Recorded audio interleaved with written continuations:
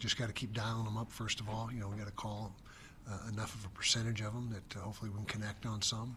But that is something that certainly is we're aware of and has been a focal point to try to get a few more shots in there. But you got to do what you do best. Right now, we're running the ball really well, and so that's our bread and butter at this point. And but again, sure would help the offense to get some more chunk plays, to not have to have those 12, 14 play drives to get in the end zone. And then Texas Tech, obviously, probably the favorite in the Big 12 now. How do you see the race for that number 2 spot to get in that Big 12 championship? Yeah, could get interesting here as we go along. We're not really concerned with it. I mean, we're concerned with it. We don't focus on it. We're still in the hunt mathematically, as a couple teams are got losses this past weekend. But we just got to keep doing our thing. We just know that we have to win this week. I mean, that's our bottom line. And if we are able to get a win on Saturday, then we stay in the hunt, and we'll see what happens with everybody else. What have you seen from Wayshawn Parker the last couple of weeks? Well, first of all, we're giving him more opportunity, which is a good thing. He's had more carries. He's shown a lot of explosiveness. You talk about explosive throws, you also need explosive runs. That's another way to get explosive plays, and so he's given us several of those.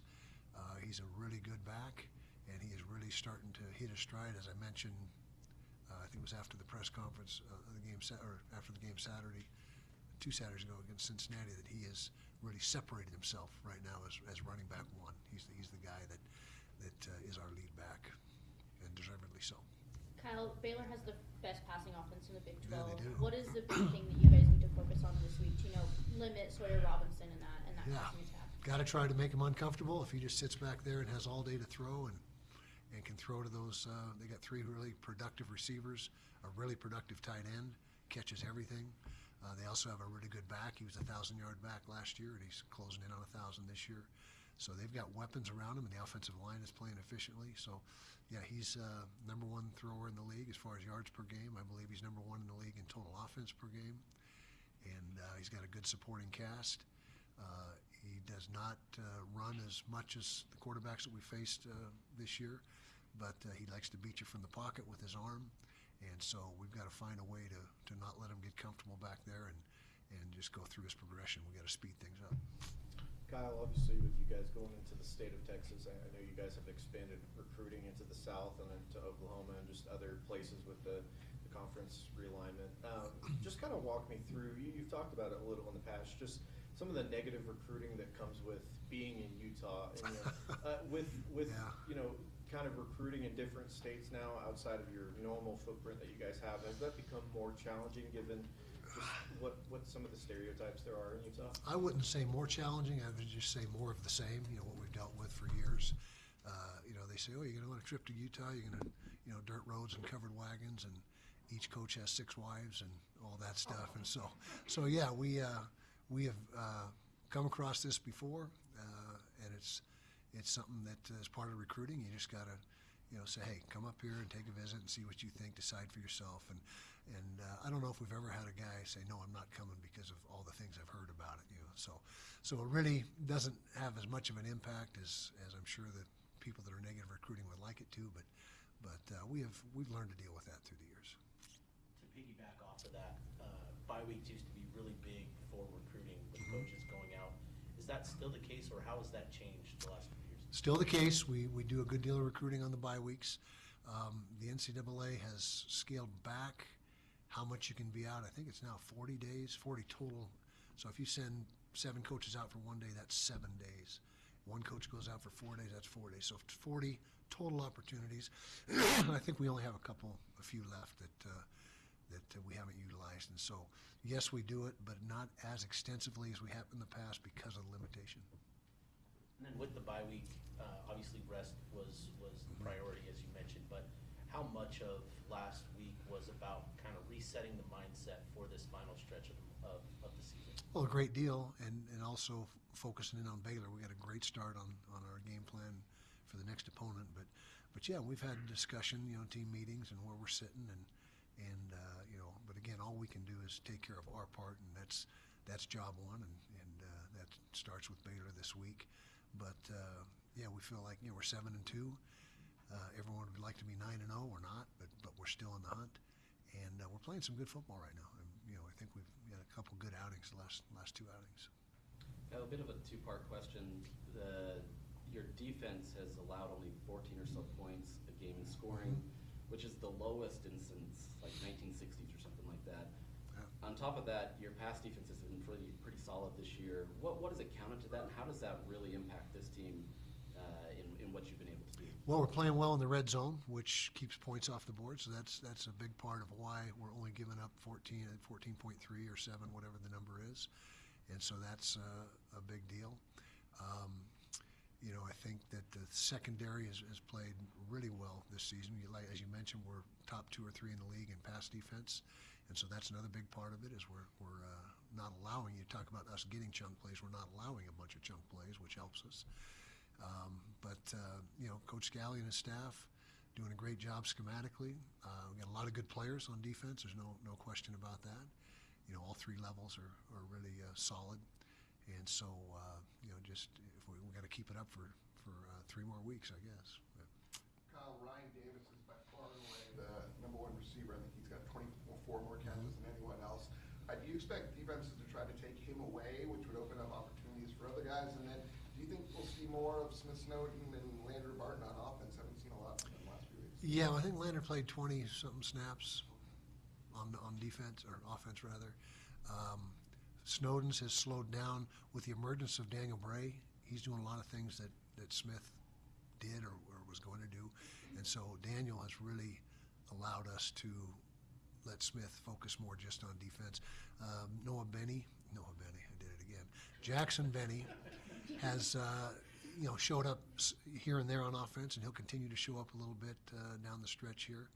But really, the answer to the question is, yeah, you'll see Lander continue to get some reps as a second tight end. You'll see Jackson Benny sprinkled in there, and you probably won't see much at all of Smith. And do you expect our defense to take away Ryan Davis? Oh, yeah. If they haven't by now, I mean, he's been catching balls since the first game. And so, he certainly has got the attention of opposing defenses, but they really haven't seemed to make a real concerted effort to bracket him or completely take him away. So we'll see. Coach Aranda's a really good defensive guy, and we'll see what they have in mind this week. Kyle, the first college football playoff rankings came out last week where you guys were number 13. Obviously, there's been some movement, and we'll find out more on Tuesday just where you guys are. Given if you guys aren't able to make the Big 12 championship game, how confident are you at a potential at-large college football playoff bid? And I know you're obviously focused on Baylor, but just kind of walk me through where your thinking is on that. Our thinking is we're really focused on Baylor right now, and we just know that we don't have any margin for error. We understand that, and so I think it was a nice show of respect for our program from the committee to rank us where we were ranked. But again, we got to take things 1 week at a time, and that's exactly what we're doing this week. And not to not have a better answer for you, but that's just how we're handling it. What would you say is the kind of defining characteristic of this team so far? I would say great leadership. We have tremendous captains this year. Not that we haven't in the past, but fortunately they've all been able to stay healthy and intact. That's a big part of it. And then not just the captains, but the upperclassmen. Because we had a couple of really disappointing games that we had to bounce back from, and I credit the leaders for really making that happen. And practice is as good as it's ever been here as far as the energy and the focus and the juice. And so, again, that's probably the number one thing that has really driven this team and helped us get 7 wins. Kind of building off of that, the bye week last time, it was big for Devin to get healthy and a lot of the other guys.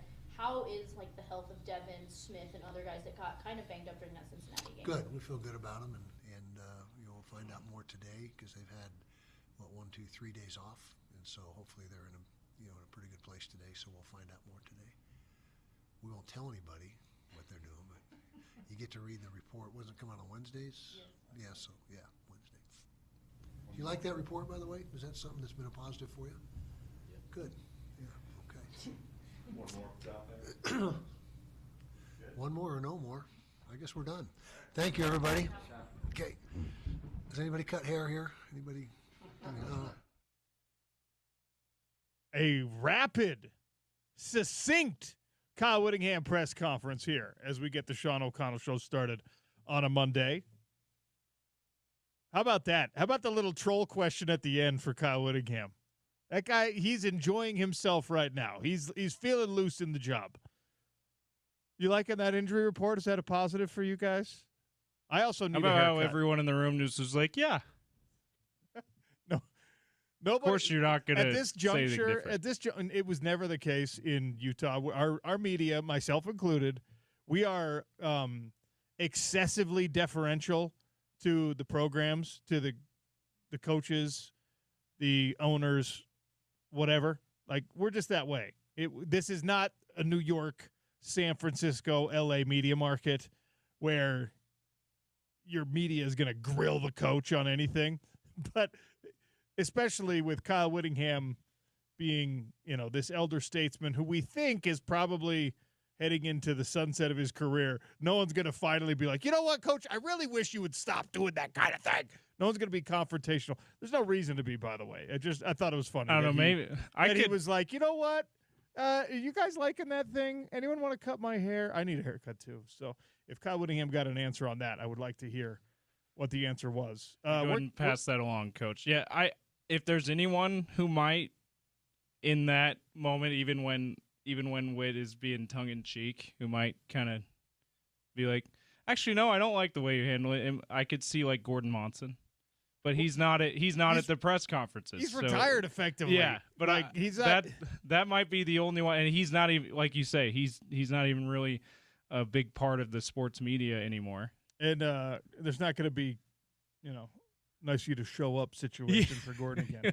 Yeah. Anyway, happy Monday, everybody. Welcome to the Sean O'Connell Show. It was a very interesting weekend in the world of college football. It was a very interesting weekend in the world of sports. As a Utah fan, you were probably like tuning in with great interest to that Texas Tech BYU game. That was the center stage college game day. The big noon kickoff time slot. It was an early game. It was highly featured, and Texas Tech did to BYU what Texas Tech has done to everyone else this year, with the exception of Arizona State, and they make a pretty solid team look bad. Make a pretty solid team look like they can't figure out what they're doing, and they made Bear Bachmeier, who I think is an excellent player, they made Bear Bachmeier look like he was a freshman quarterback. This was a masterful defensive performance by Texas Tech against BYU, and I don't think BYU was a fraud before. I don't think BYU is a bad team. I think that Utah should have beat BYU. I think that is going to be one of those games like the loss. Well, the last three losses are all games that Utah fans are going to scratch their heads and they're going to regret and they're going to cringe at, and they're in some levels going to probably try to explain away. I think BYU is a good football team, and I just think Texas Tech and their defense in particular is an eraser. It is a problem. It is a game changer on the level that we have not seen since Utah was playing against a Washington team that was headed for a national championship.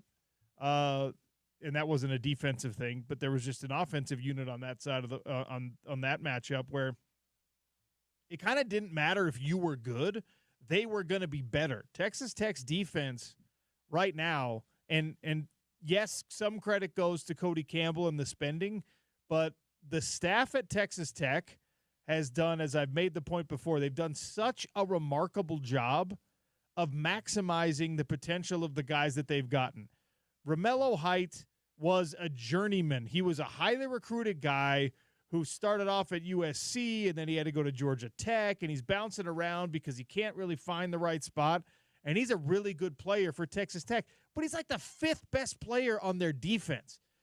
Their linebacker, Jacob Rodriguez, is probably going to win Defensive Player of the Year in the Big 12 Conference, and if he doesn't, then it's going to be David Bailey, who's leading the nation in sacks right now, is way up there. He might be leading in tackles for loss as well. And the same point I just made about Romello Height, is focused and amplified all that much more for David Bailey, because David Bailey was a guy that, playing admittedly for a Stanford team where he was like the last holdover of the bygone glory days of Stanford football, where they were still getting a bunch of like NFL caliber dudes, and they were having, 10-win seasons under Jim Harbaugh and then David Shaw.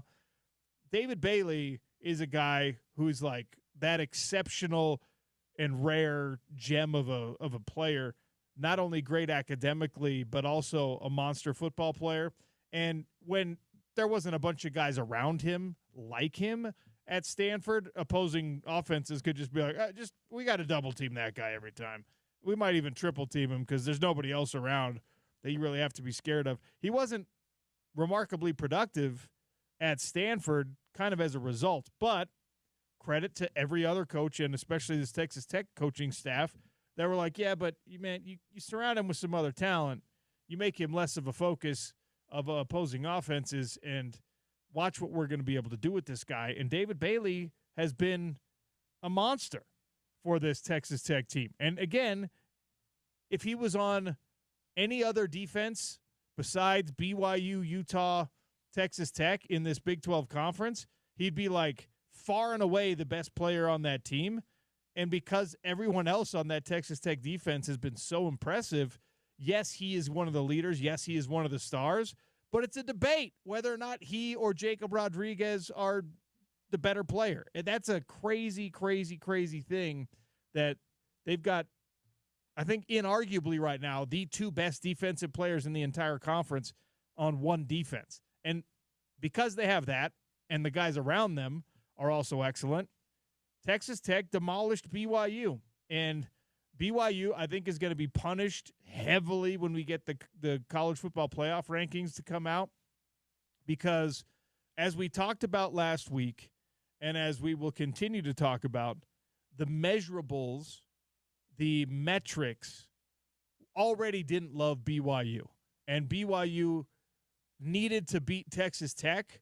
And even if they had, people might have said, oh, well, the metrics, their numbers, they probably would have got like a 3-point win at best, right?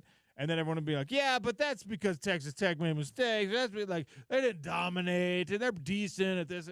Like, already the measuring tools we use in college football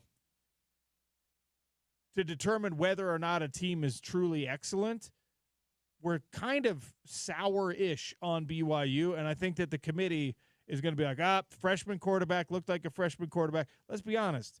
The committee really, really, really watched this game closely, more closely than any other performance for Texas Tech or for BYU. It's a Big 12 top 10 matchup, the highest-ranked two Big 12 teams squaring off in like a decade, and one looked like they belong in the national championship conversation, and the other looked like all of their warts had come back to haunt them, all of their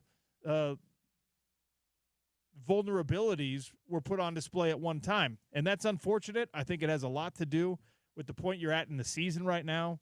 I think it has a lot to do with the fact that, you're not as healthy as you would like to be, but them's the breaks, right? You didn't get a pass for that at Utah last year or the year before. You don't get a pass for that now. We'll see. And as a Utah fan, you probably had some feeling of like, I knew these guys weren't as good as everyone was talking down in Provo in regards to BYU, your rival. You think there was a fair amount of hate watching I think there going was on? A ton of hate watching. And guess what? You needed them to win that game. You wanted BYU to win that game because BYU wins that game, hands Texas Tech a second conference loss. It opens up your path to a conference championship appearance a lot more easily. Look, there's still a way, as you heard Kyle Whittingham address in the press conference earlier, but it is complicated, it is convoluted, it is not going to be easy. And now, instead of being a big Texas Tech fan, instead of being a big BYU fan and swallowing that bile, now you have to root aggressively for TCU. And Cincinnati after that. TCU, you want TCU to beat Cincinnati and BYU and solve all your problems for you. TCU plays both. if they can beat both of those teams, you get a rematch with Texas Tech. I had some hope that TCU would give BYU a good challenge, if not pull off the upset. But they did not look very. I mean, Iowa State's still a good team now, even though they've taken three or four more losses than a lot of people would have thought they would at this point. By this point in the year, they're still a good team. But I don't know. TCU did not. It did not feel like they're the formidable opponent that Utah fans need them to be as they go down to Lavelle Edwards this weekend to try to pull off a much-needed upset for Utah's conference title hopes. Our resident BYU fan says, hey, hopefully BYU can get kind of a bounce-back performance. That has been one of the things that is characteristic of this Utah team. It's been a pleasant thing about observing a squad that, has lost 2 games you never wanted to see them lose. The bounce-back has been impressive. The way that they've handled their business following those losses, Utah has really, really showed the character and the culture of the team. And if you're BYU, who has in so many ways become Utah football, especially defensively, now you have to show a level of growth and maturity that we don't for certain know exists yet in that program. I think it's probably there because a lot of your important players have experience, but you can't let Texas Tech beat you twice with the old cliche, and there's no reason that they should because this is not the old days of a 4-team college football playoff. BYU still has everything to play for and still controls its own destiny in a way that Utah cannot yet say it does. If BYU wins the rest of these games, they get a Texas Tech rematch, which, to be honest, they probably don't want at this given moment. They're probably going to be watching film today and being just like, oh, my gosh, this is gross. And maybe that's why they want it. I mean, I'm being a little unfair. They probably want it more because of that. That was far from the best representation of BYU football. But you have to give credit to Texas Tech for what they've done now to Utah and what they've done to BYU, the 2 teams you probably watch most closely. I certainly do here in this 2025 season. They are, not to lean too heavily into my combat sports background, but they are the type of fighter that just pressures, and forces you to make mistakes that you're not going to make in other situations, whether it's because of fatigue, whether it's because of in a quarterback situation, they're showing you things that you are not accustomed to seeing and they're throwing it rapidly at you and they're giving you too much to process. Whatever it is, they force errors, man. And their players execute. Their players do what they're supposed to do. And there's an attention to detail in that defense, especially, that is really, really impressive to see. Watch, if you're watching Texas Tech, watch the second guy to the ball every time. He's always trying to get the ball out. Always. And if it's one of their better players, if it's Jacob Rodriguez, he takes it to another level where he's not just trying to get the ball out if he's the second player. If he's got anything other than an open field tackle in front of him, he's always trying to get the ball out. If he knows that there's somebody else, if he kind of like overcommits to punching the ball out and falls off the tackle, he knows that his guys are there. He's still doing it. And that's just, it's not something that should be easy to pull off in a transfer portal era where a bunch of your teammates are like, there's no way with the way they reorganize their defensive roster that they have like this deep tie to one another, like they've been playing for 3-4 years together. But that's what it looks like when you watch the film. It's a really good team. And in the teams that I know that there's a BYU fan or two that's listening right now that's going to hate to hear me say this, but Texas Tech has clearly established themselves as the class of the conference, right? We were right after the Utah game when we all were saying that, OC. That was my takeaway, is after they lost to ASU, it was like, well, maybe they're not quite as dominant. And then they reasserted their dominance Saturday against BYU at the exact right time to do that. And yeah, it was just, we should feel validated when we say after the, especially that fourth quarter against Utah at Rice Eccles Stadium in September, where we were like, yeah, no one's beating them. If you're We should feel validated about if you're that. doing what Josh Pate does in your power rating instead of ranking the teams in the Big 12 conference, you got to give credit. I don't know how fluky. I mean, you got to give credit to Arizona State for somehow pulling off a victory over Texas Tech. It's inexplicable to me that they were able to make that happen. I guess they were just so re-energized by the return of Sam Leavitt, and maybe we didn't give him enough credit for what he was able to do.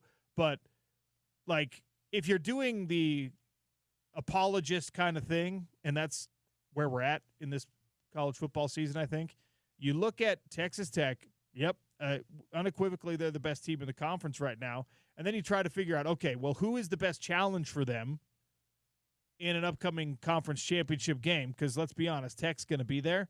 The answer to that question is Utah. Looks like it's Utah. A healthy Utah was or is, I think, the best matchup for Texas Tech, and may not be enough. We don't know, but may not be enough. Yeah, I'm not sure I'd pick Utah in that game, OC. They would definitely be an underdog on a neutral Yeah. site field that won't, by the way, if it happens, be very neutral because it's in Arlington, Texas. Yeah. And so all of West Texas is going to caravan across the state and end up at Jerry World. But look, because we're playing this game of like, well, okay, you got to kind of concede that Texas Tech is the front runner. If your hope is that this conference can be a 2-bid league, or maybe somehow potentially even a 3-bid league, what is the best foot forward? Who can you put in that game against Texas Tech to give it a shot? I mean, right now, based on what we saw against BYU, it would be Utah, because BYU didn't match up well. And look, I firmly disagree with the text we got from 1624, who we always appreciate the input from. Can we please just be honest with ourselves? Tech's defense is very good, but BYU is a fraudulent team. They got exposed badly against Tech. This is what happens when a team barely beats bad teams and goes against a very good team, and now the nation knows it. No, that's not – no. I disagree. BYU is not a bad team. BYU is not a fraudulent team. BYU is a well-coordinated, well-coached, well-disciplined team that has had, yes, an occasional fortuitous thing go their way and force some inexplicable errors from the opposition, but they give up 18 points a game. They're not fraudulent. Is their offense that impressive? No. That's what you would expect when it's being run by a true freshman quarterback who, again, aside from the Texas Tech game, has not made a lot of characteristic mistakes. They score 33 points a game. And, by the way, if you're saying they're a fraudulent team who could only beat bad teams, you're lumping Utah in to being a bad team, which we know Utah is not. Utah, I will hammer this point home for the next 3 weeks, okay? Utah is one of, like, 4 teams in the country that is top 10 in scoring offense and top 10 in scoring defense. What are the most important statistics in all of football? How much you score and how much you let your opponent score. That's it. You boil everything else down to get those numbers. All of the passing offense and the rushing yardage and the sacks and the turnover margin, it's all to achieve those 2 things. Score points yourself, stop the opposition from scoring. It's Utah, it's Indiana, it's Ohio State, it's Texas A&M.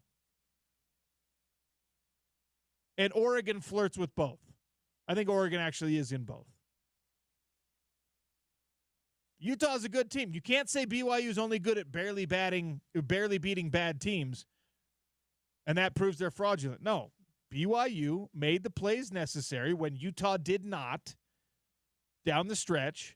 BYU took advantage of what I think were some coaching gaffes by the University of Utah, and they won that game fair and square without any question marks about refereeing and should that penalty have been called or not. They're not a fraudulent team. I know you wish they were. Now, look, if they can't rally and beat TCU and Cincinnati, let's have that conversation again. And 16-24, you can gloat if I'm wrong. But I just don't think they're fraudulent by any stretch of the imagination. I think that they are flawed, but there's a vast gap between flawed and fraudulent in my world of college football. One, how about Texas Tech is just really legit from a national championship conversation. They are a legit contender. How about that? Oh, I think I left out. I think I left out the other team that's top 10 in scoring and top 10 in The defensive Texas Tech? scoring. Yeah, Texas Tech. Yeah, They're higher on both lists than Utah is. They score more points than Utah does. They give up fewer points than Utah does. Texas Tech is a really, really good team. And you can go back. And by the way, when we're talking about who else is in those categories, you're talking about it's like I said, it's Indiana. It's actually Ohio State's not even in there anymore. It's Oregon. It's Texas Tech. It's Utah. And it's teams that are not really in the conversation because they're a group of 5 teams that are able to pull off some impressive numbers on both sides of the football. To do this with the Power 4 team is truly, truly impressive. Texas Tech is right now 3rd nationally in scoring defense, behind only Ohio State and Indiana. They are 4th in scoring offense. By every metric, they are a top 5 team in the country. So did BYU look bad against them? Yeah. Does that mean BYU's a fraud? Far from it. I mean, would we think BYU is a fraud if Ohio State blew them out the way Texas Tech did? Absolutely not. That's the way that we probably need to be looking at this Texas Tech team from here on out. You know, obviously barring injuries, whatever, they are playing to that caliber, and they're the only team in the Big 12 doing that. So, yeah, it does not mean that their opponent, who they blew out, are terrible. It means they're awesome. Small correction. They're the only team besides Utah in the Big 12 that is doing that. But they're doing Utah's not in the national championship conversation. They're doing it at a better clip. Texas Tech might be, is the point I'm making. Yeah, we'll see. If Utah can find their way into the college football playoff, then you might have to put them in that conversation. But they got to win, and they got to blow these next 3 teams out for the committee to entertain at least an at-large opportunity. All right, as I always do on a Monday, I'm way over time here. Show is brought to you today and every day by our friends at Big Willie's. Go check them out at 1717 South Main. We're going to come back with Ari Temkin, Big 12 radio on TuneIn Radio, Big 12 Today. He's a Big 12 insider. He'll have some thoughts on Texas Tech. It's ESPN 700, 92.1 FM.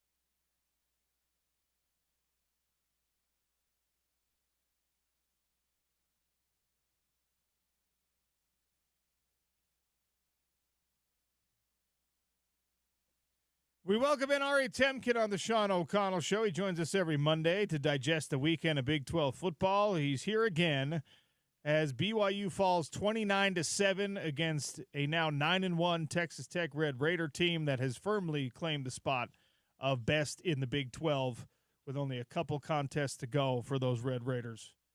Ari Temkin, welcome to the show again. How are you? I'm great, OC. How are you, buddy? Doing all right. I want to talk about this game and obviously whatever other action we can get to in the Big 12 conference. The Texas Tech Red Raiders held what is usually a pretty formidable BYU rushing attack to only 67 yards in the game, and that really is mostly the tail of it for me. But the defense continues to be incredibly dominant, and the proof of concept that you can actually not only get guys from the transfer portal, but you could coach them up, you can maximize them, you can integrate them in a way that turns them into like a real, not only conference, but maybe national championship contender. I mean, it's impressive what's going on in Lubbock. Yeah, it really is. And, I mean, I think you hit the nail on the head. The most, the part of this that was so glaring was, even though you knew with BYU it's been coming all year, you just haven't been able to stop it. Their rushing attack, it's been so good. And to hold them to just 67 yards rushing, and in turn, when they are not able to run the football, Bear Bachmeier looks way more like a true freshman. It really speaks to just how dominant that Texas Tech defense is. And, it's so interesting because you've got two guys that have been there, and basically everybody else that's major contributors, are new players. But, I mean, Jacob Rodriguez and Baron Morton are two guys that have been at Tech, and I think obviously Rodriguez, what he's doing, I mean, this guy, it should show you how good he was the last few years because, I mean, as you know, OC, if you're not playing as a linebacker in front of a really good defensive line, suddenly you've got to make up for all of that. And there's a lot more traffic in front of you, and it's much harder to play the position. This year, we're getting a good sense of just how good Jacob Rodriguez is because he's got, clean opportunities.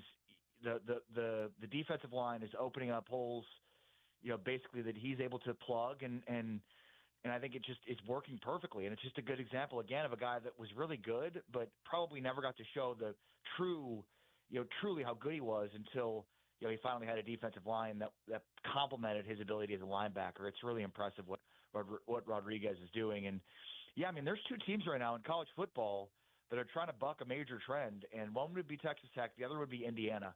Those are two teams that are not, part of that blue chip ratio that if you go back and historically, teams that have won national championships in the modern recruiting era have had at least 50% of their roster be 4 or 5-star recruits over a 4-year period. And teams that played for the title but never won it. But Indiana and Texas Tech are two dominating teams right now that could potentially buck that trend, which would be a remarkable feat considering it's never happened historically.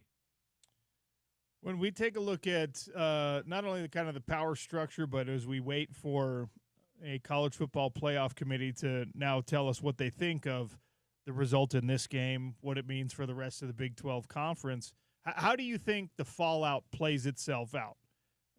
There were a lot of metrics that didn't like BYU already, and they got blown out on the national stage. I think they're going to be punished heavily by the committee. Will that ripple effect also hurt Utah, who's the next highest ranked Big 12 team, et cetera? I still think the Big 12 should have all three teams ranked inside the top 15. Obviously we'll see, to your point, what the committee does. But, I mean, one loss is as one-sided as it was. It's just the first loss of the season for BYU, and it's against a team that was obviously ranked, in the top 10. I mean, when you look at it, I mean, Ole Miss beat a, Citadel team, and then the other team in front of Texas Tech, obviously beyond BYU, like they should move up at least 2, maybe even 3 spots.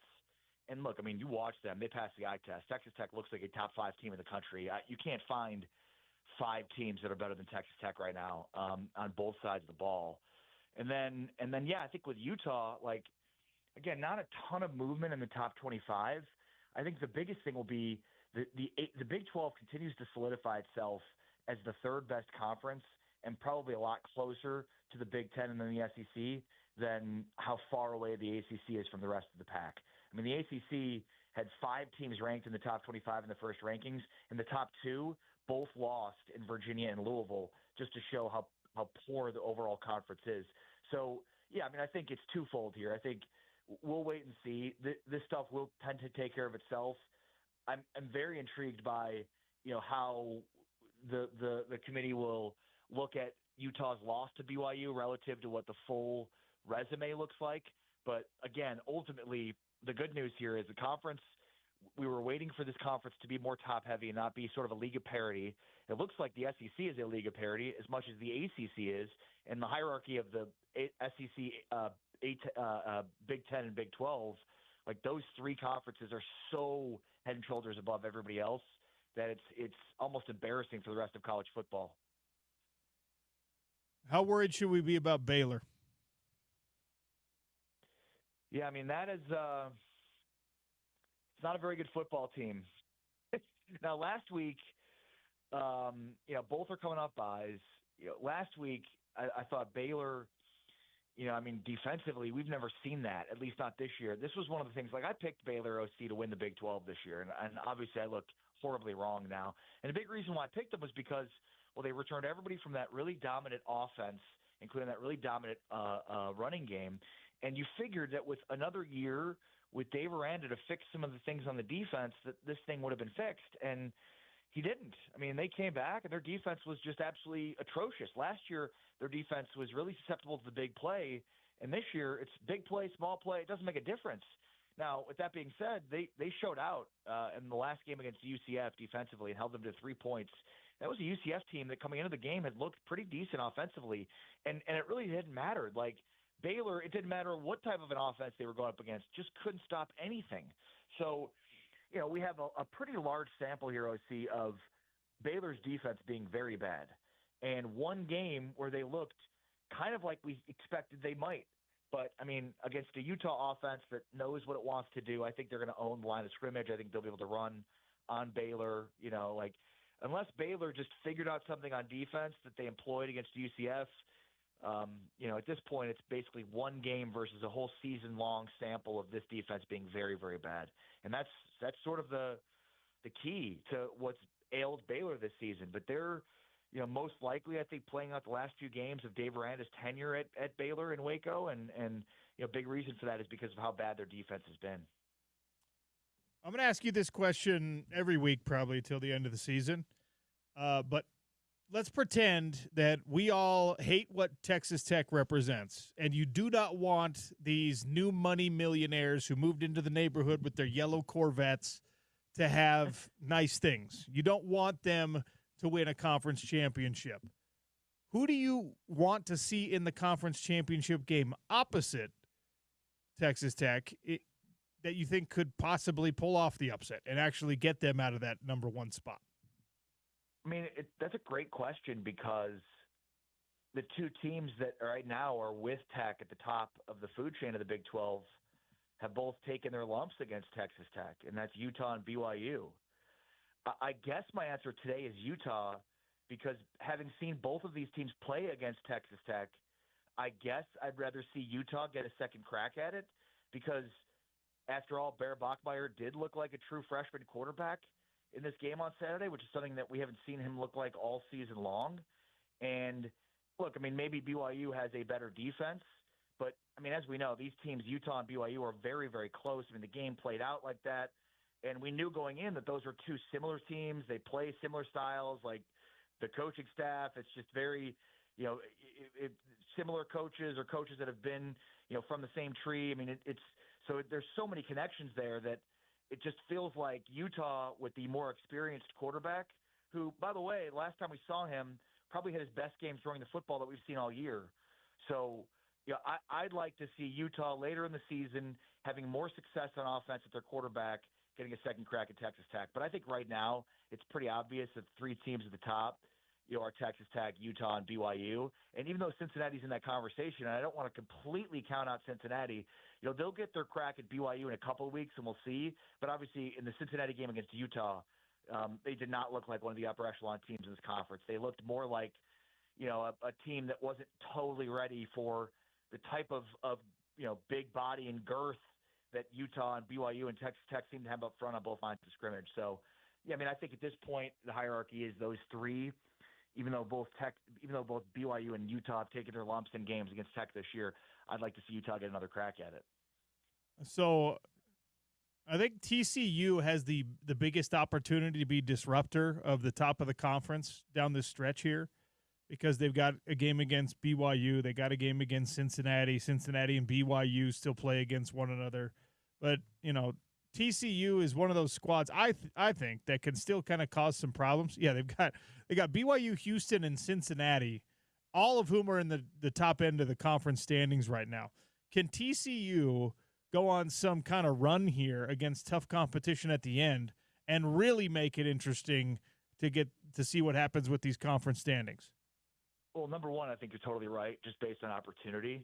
TCU has the opportunity to really, have a firm saying in how this thing plays out.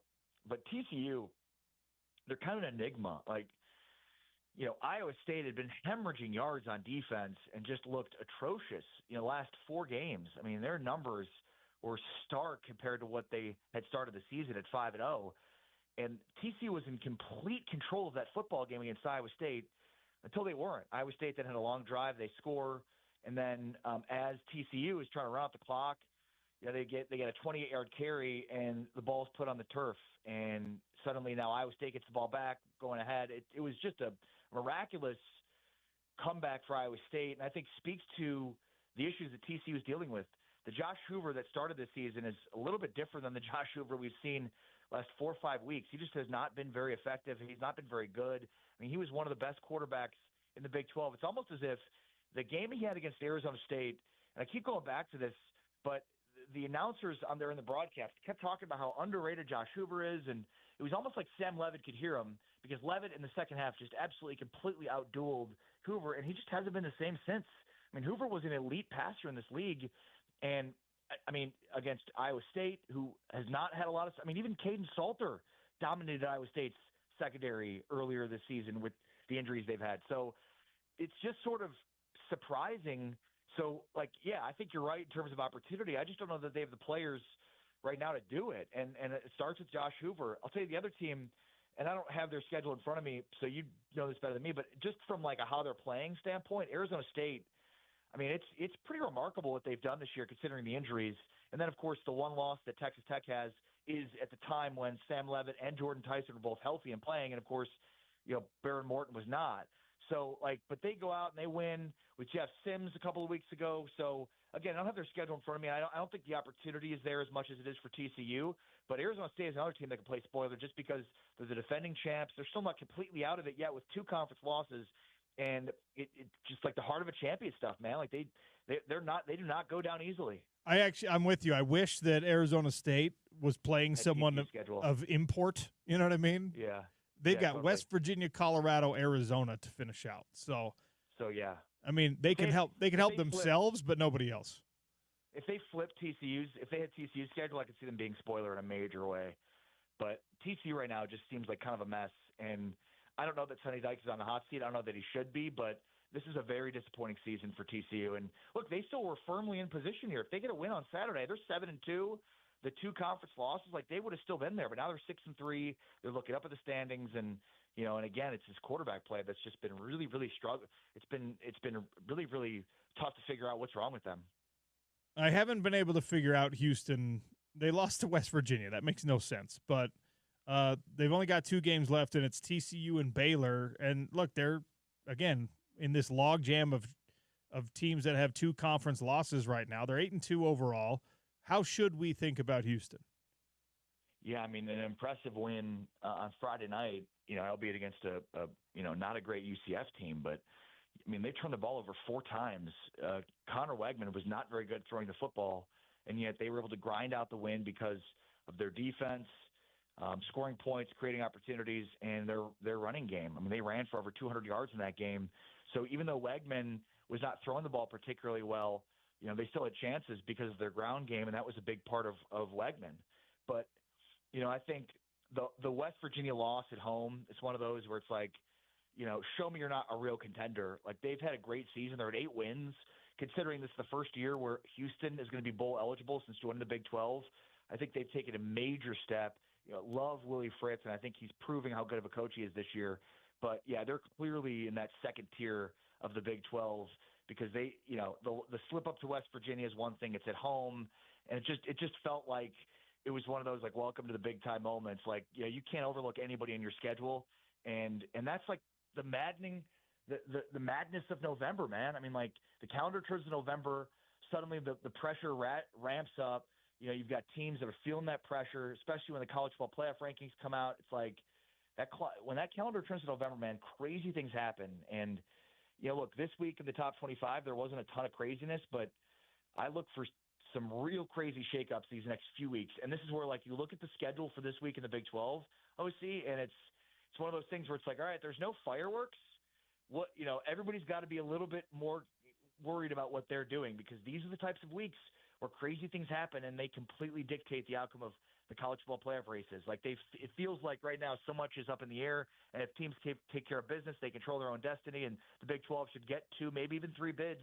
But crazy things happen this time of year, and you look at that schedule, no big matchup that stands out in a big way, but who knows, there might be some fireworks this weekend. Ari, you're the man. Always love catching up with you. Thanks for your time, sir. Take care, OC. Ari Temkin, Big 12 Today on TuneIn Radio, covers this conference very closely. And look, TCU, I want to believe, but I can't believe. Okay, BYU, Houston, Cincinnati. TCU could effectively clear the way single-handedly for Utah to get into the conference championship game. If they went on a run, then you'd be like, okay, here we are.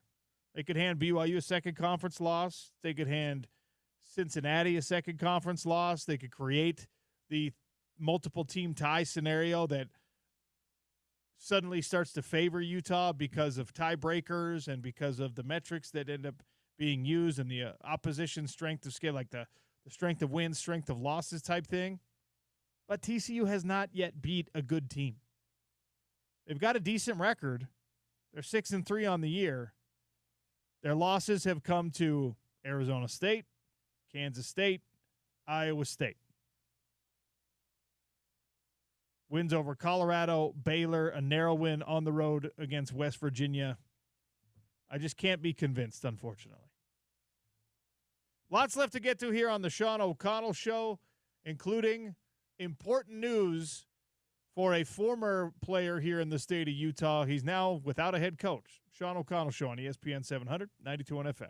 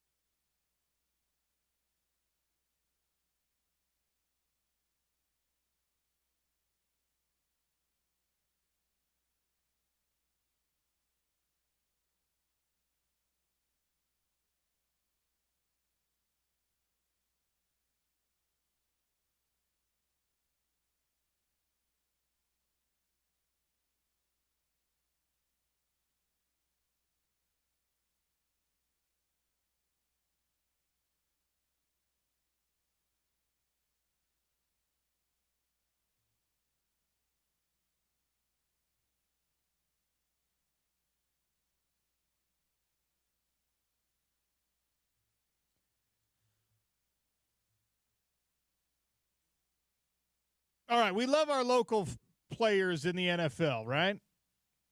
Whether you watched them in college, whether they played for the rival school, whatever. I think if you had a high school kid, elementary, middle, high school kid from Utah, right, you root for that guy when he's in the NFL, regardless of where he went to college. Jackson Dart, of course, ended up going from USC to Ole Miss, and then he ended up in the NFL with a team that I just cannot suffer. I cannot stand, the Giants. But I want to see him be successful. Yesterday was a rough day for Jackson Dart. He got evaluated for a concussion. It was determined that he has a concussion. By the way, that is the 4th time this season that he has been evaluated for concussion. That's not a good trend. Don't want to see that trend continue. But hopefully this works out for him. Hopefully, when I say he had a rough day yesterday, I mean getting injured and having your team fumble away a game that was well in hand. That's now the 4th game the Giants have lost after leading by 10 points. Just ridiculous. Hopefully the news we get today will end up being something that ends up as a net positive for Jackson Dart, because Brian Daboll is fired. In 2020, was it 21 or 22, James, that he was the coach of the year in the NFL, and now he's fired. He's out.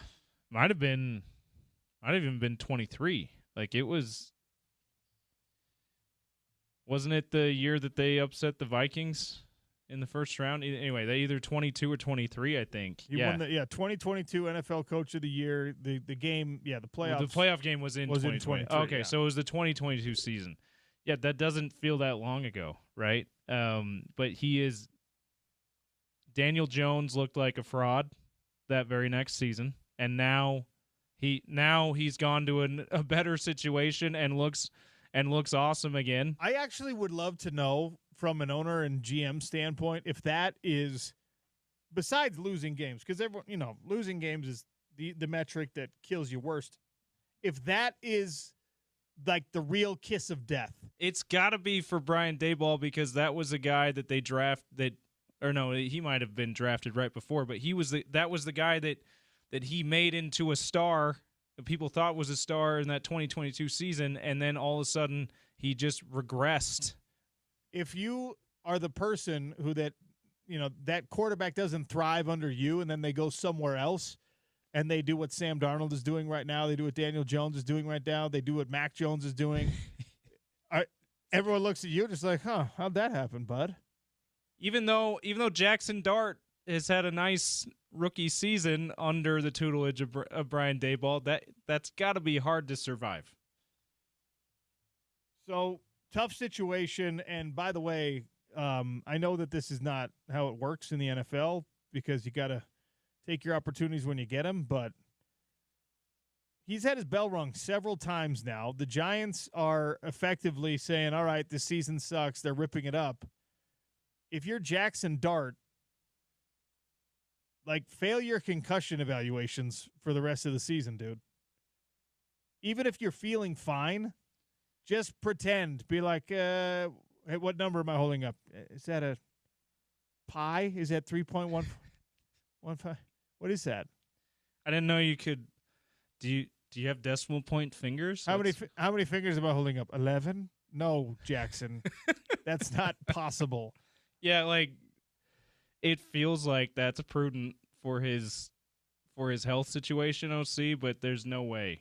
You just can't do it. There's no way. If you can pass, which means you can get another opportunity to play, you got to take the opportunity. But yeah, I hear what you're saying. If health was the number one priority, it would feel like that might be the best thing to do for him.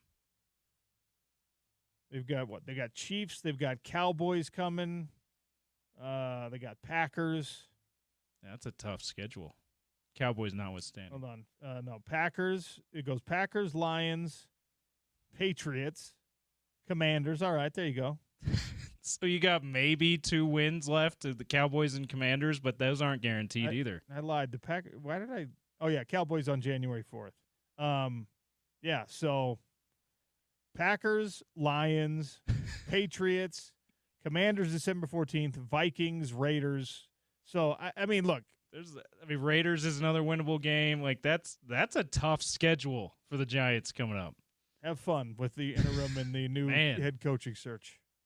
By the way, we've been talking every single weekend. We have some news about another college coach being fired. Now the NFL coaching carousel starts its spin. And guess what, fellas and ladies, if you're out there listening? They are OC. The crossover, the cross-pollination there is something like these NFL openings could have a drastic effect in college football, especially if Steve Sarkisian gets his way. Real quick, this just reminded me Thursday, Scott and I talked about this. Did you see Pat Fitzgerald settled his wrongful termination lawsuit, and he has announced to the world that he's ready for another head coaching job. Oh, so okay. Thanks, Pat. That's another really good head coach who's going to be in on this cycle. That's interesting. I think he goes coordinator first before someone just It could hands him be the keys, but Scott identified. Doesn't he feel like a Penn State guy? they're not going to do that. But they probably won't do that. But he kind of feels like that's a good spot for him. Penn State cannot, for the rest of its existence, hire a coach that was involved in any kind of scandal at all, ever. Especially hazing.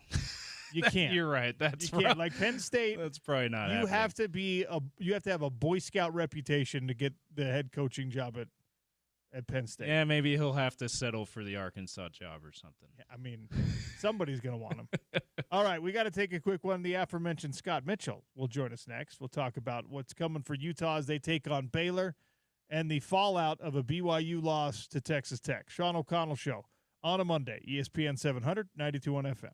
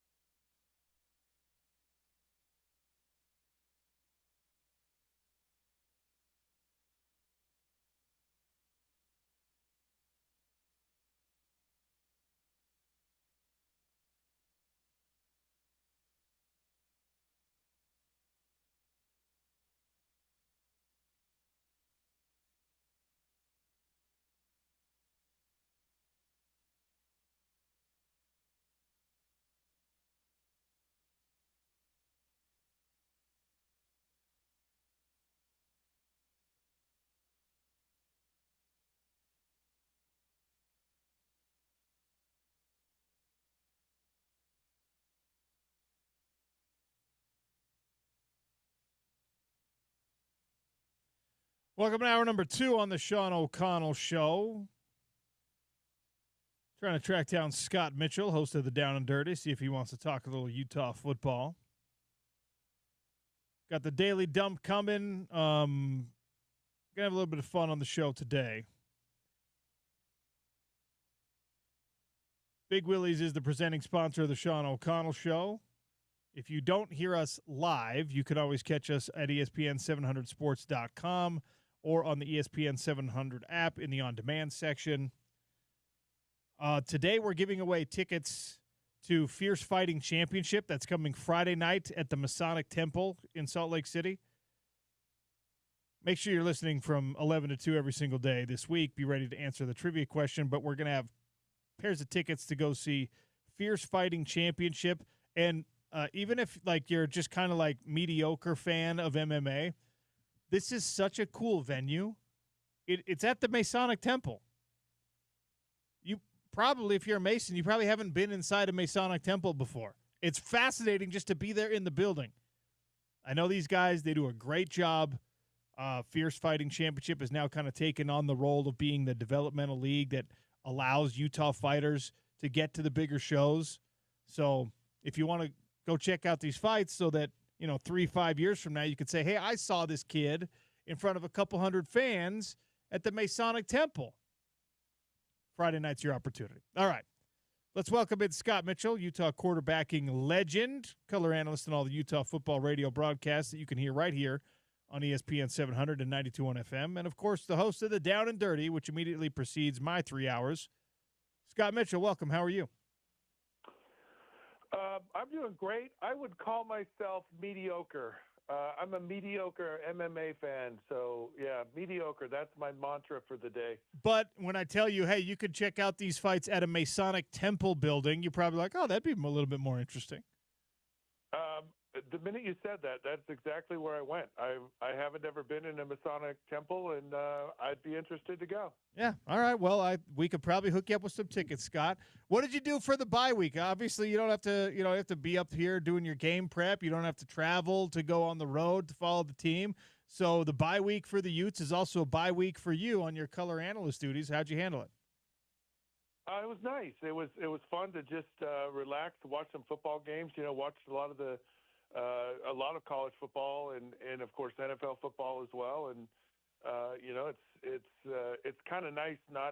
I love doing the games. I love being a part of it, but it's nice to have a day off for sure. So Texas Tech smoked BYU. Now we've had a little bit of a conversation, some debate with our listeners this morning that feel like, hey, that BYU got exposed as the fraud they are. I don't feel that way. I just think that this was another piece of evidence that Texas Tech, especially defensively, is a really dang good football team. How did you process the big game of the week in the Big 12 this past weekend? Watching Texas Tech and watching them through the season, and I kind of described it like boiling a frog in water.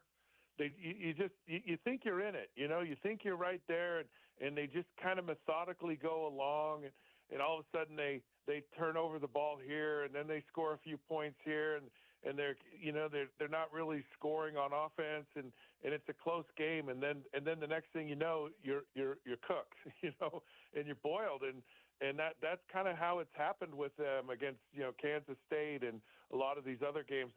It was like that in the Utah game, and they're just do a tremendous job of getting turnovers at the right time. And I think one of the things that's different about Texas Tech is that they're playing great defense, and that's not something they've necessarily been known for. And they're actually running the ball much more effective, I think, than they have in the past. And I would say the third most important thing they've done, which isn't bad, is throwing the football. Now, BYU on the other side, their whole thing is don't turn over the ball and play hard.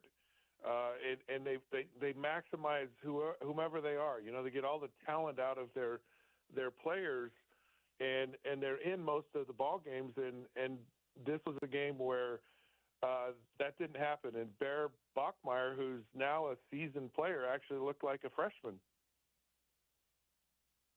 Is that you played the position. So is that like hey, you just had a bad week, or is that more a symptom of you were going up against Texas Tech, who's made plenty of opposing quarterbacks and plenty of opposing offensive players, for that matter, look like less than what they are? Well, yeah, I think it's a little bit of both, and the wind is kind of a thing a little bit, and it can kind of get in your head sometimes. But BYU has won every game, and a lot of them have been emotional games, and over time, that kind of takes some energy out of you, as opposed to being a team that's just kind of dominant and you win and it's easy. Winning all these games has not been easy for BYU, and you're gonna have a week where you're a little flat, and they certainly felt that way this last week. I will tell you, and I believe this, for the conference, I think it's really important, and I think it even plays into Utah's position. I think it's really important that BYU plays well the rest of this season, because I think it makes the conference in general look stronger. And you don't want to you want to pass the eye test. You want the perception, because I think the perception right now is that the College Football Playoff Committee likes the Big 12 conference.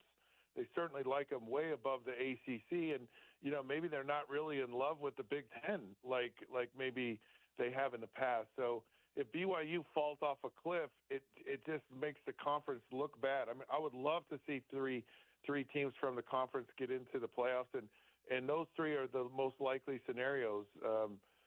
I think it's tough for Utah to get in the conference championship game, but I don't think it's tough for Utah to get into the playoffs based upon their first thing. So as much as we don't like BYU and they're our rival and all that stuff, I think it helps if they play well the rest of this year. We talked about that a little bit earlier on the show, that you find out things about a team in certain junctures. You find out when they play their first tough game how good a team really is. After you sustain a loss, you find out the maturity of a team, the culture of a team, things like that.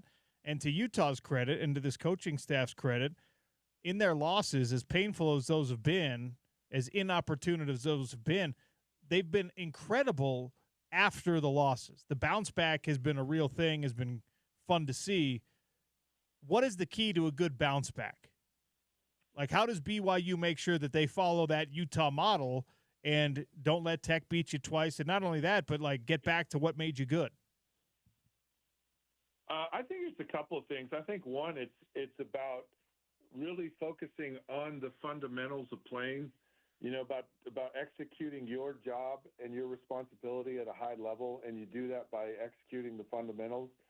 But I also think it's there's something about a sense of urgency, kind of the pace with which you play, and that it's funny how we always seem to play better when it's on the line, when it matters, and we just, people will go, why don't you play like that all the time? And it's just human nature. Sometimes we just don't. We just have different energy, and you're unfortunately reminded of, hey, if we don't play with the same energy, we don't play with the same focus, we don't take care of our job, we lose.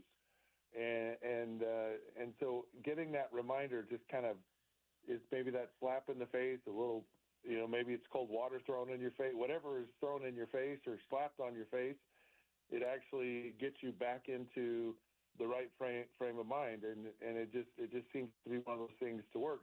Now with Utah, I think it's a little bit more than that, though. I think it feels like this team is kind of gelling at the right time, and the mixture of the new players and the old players and the new system, it just feels like this team is kind of finding its stride as well, and there's part of that,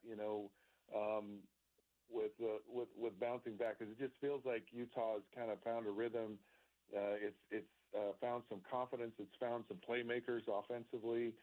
The defense I think the defense knows who they are, and they play to that strength when they play. And Utah just seems to be hitting, that high note at the most important time, and that's the month of November. What do you think Baylor is going to be against Utah this weekend? I mean, they're a bit of a bipolar team. They are the best most productive passing team in the Big 12 conference, but their defense is so bad and their run game has been so substandard that hasn't translated to the kind of success they anticipated this year. We all have some knowledge and probably a little bit of affection for Dave Aranda because of his time here in the state. What do you think Baylor has for this Utah team that, like you said, is really in a groove right now? Well, I think Dave Aranda is the case in point for who Baylor is. And he's a guy that I'm just like, man, he's going to get fired. And he's weathered through some just tough times at Baylor, really tough times. And I think that's kind of who this team is. They kind of weather through those storms, and they find moments to stay relevant and to win. And so you have to take that seriously, and you can't look at the record, you can't look at any of that, and just say, hey, we're going to roll up and play. You got to come ready to play, and not only play. I think it's really important about style points for Utah. I think it's like play with some dominance. And I think it's not about winning; it's about winning big and doing it in a way that's like there was no hope, from the opening kickoff that Baylor was ever going to win a football game. And I think it has to be that way with every single game the rest of the season, because I think Utah's best chance to get into the college football playoffs is the at-large bid, and I think it's all about perception, because this is a subjective decision that's happening. And so if you barely eke by Baylor and limp your way to the end of the season, it doesn't look as good. So it's really important. As important as winning, it's how you win as well at this point. Scott Mitchell is our guest here on the Sean O'Connell Show. I want to pick your brain about the NFL for a couple of minutes, and specifically Jackson Dart. He's in a really interesting situation right now where, his team gives up a bad loss yesterday. His head coach, the guy who gave him his first opportunity, gets fired, and he gets a concussion. It's like this weird trifecta of bad things all happening for Jackson Dart. But then the head coaching change might end up being a good thing. I've never been in this position, Scott, where you move on from the guy one way or another who gave you your first NFL opportunity. So what is that like for Jackson Dart right now as he's hoping to feel his head better, get better, and probably wearing some sunglasses, dealing with concussion symptoms, and learning that, the guy that he seemed to love him and seemed to really be excited about his potential is no longer going to be his head coach? Yeah, it's a dangerous position to be in because, a new guy comes in and he wants his people, he wants his team, he wants it a certain way. And the organization is gonna give a new coach a lot of latitude and try to appease his wishes. And if the new guy goes, yeah, I'm not really a Jackson Dart fan, and it doesn't matter who Jackson Dart is, it's like I'm just not a fan, and so I really want to go a different direction. Or he makes it really hard on Jackson Dart, and he looks at him through a biased lens. So everything he does is magnified in a negative way. The mistakes and the success is minimized, and that's a hard thing to deal with. Now, if he's fortunate, and if there's a prospect out there that's a new coach that's really good, and smart coaches go, I want to go somewhere where I got a chance to win. And if that guy believes Jackson Dart is the ability to win, it could attract a really good coach. Think of like Jim Harbaugh going to the Chargers and Justin Herbert. He goes, I can win with Justin Herbert, and I like Justin Herbert a lot. And so I want to, I want to be there as a coach, and Jim Harbaugh is a good coach. And so the right coach can be attracted to the right player like that, and it can be a really good thing. But it can certainly go both ways, and it's a situation, quite frankly, that you really don't want to be in. So much of the NFL today and in the past and forever is not how good you are. It's like who you know and who you and do those people believe in you, and does the system that they have fit what you're all about. You think of Bill Parcells very famously saying, if you want me to cook the meals, you got to let me buy the groceries. and so many coaches are like, I want my guys here. I want my people. Peyton or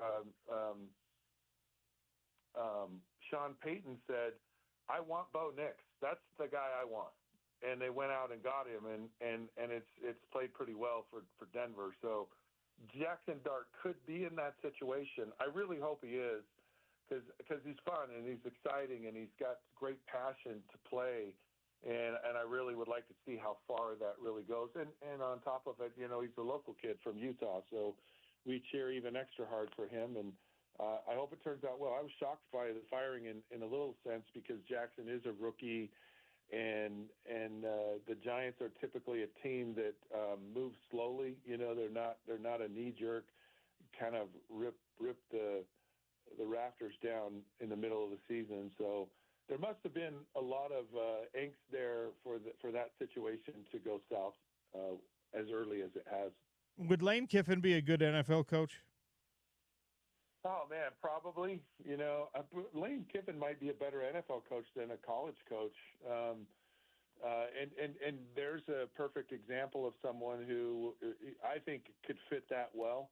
Lane Kiffin's dad, Monty, was a longtime NFL guy, and they had a real close relationship. And Monty worked for him, and Lane's had NFL experience as well, and really almost feels more of an NFL coach per se, and has that personality. I think that because you're the head coach in New York, it comes with some extra special sauce that you got to be able to handle. And I think Lane Kiffin's the type of person that could handle that. So yeah, that would be kind of fun. I'd actually pay to see Lane Kiffin with the Giants. And I mean, he and Jackson Dart have had a lot of success together before, so that'd be kind of fun to see. Well, and he just understands how to coach quarterbacks, and he's a guy. If I had a son that was going to college or wherever, I would have no problem having him go play for Lane Kiffin. Scott, I always appreciate your time and your insights. Have a great call this weekend and great shows this week. I appreciate it. Thanks, John. Scott Mitchell, host of the Down and Dirty. You can hear him right here on ESPN 700 and 92.1 FM from 10 a.m. to 11 a.m., immediately preceding our show. That's a question, by the way, that came in on the text line. Again, 1624. We always appreciate the interaction.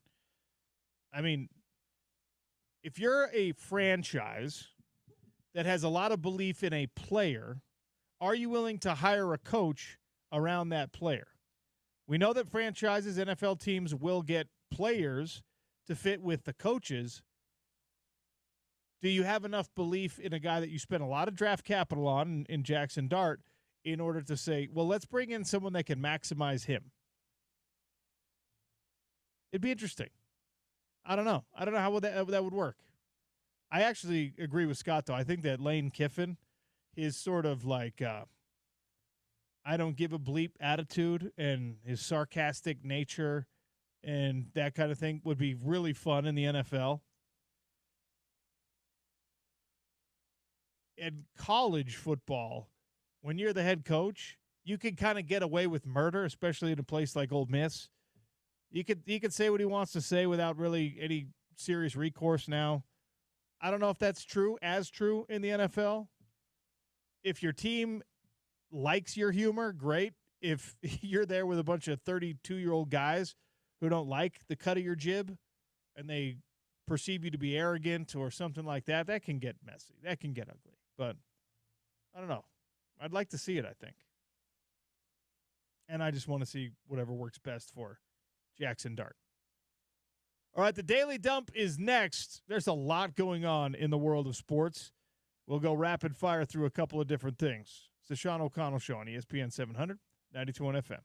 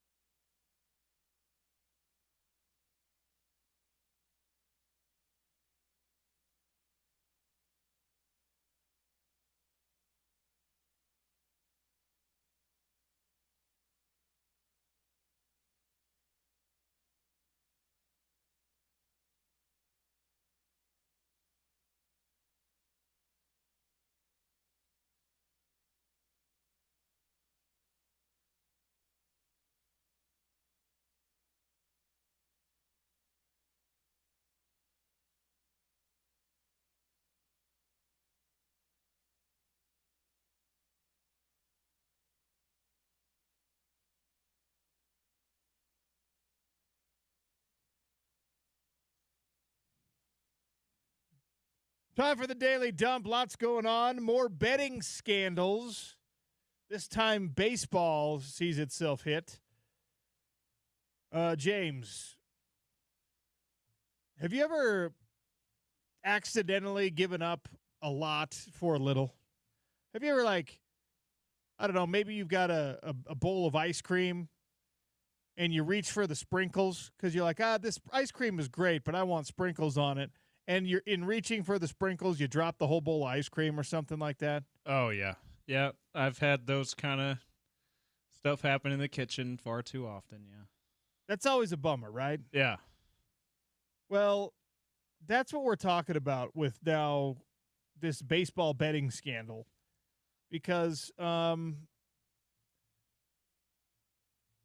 want to make sure I get the details right, but two players, Emmanuel Clase and Luis Ortiz, have both been indicted for allegedly rigging pitches, specific pitches, in a Major League Baseball betting scheme.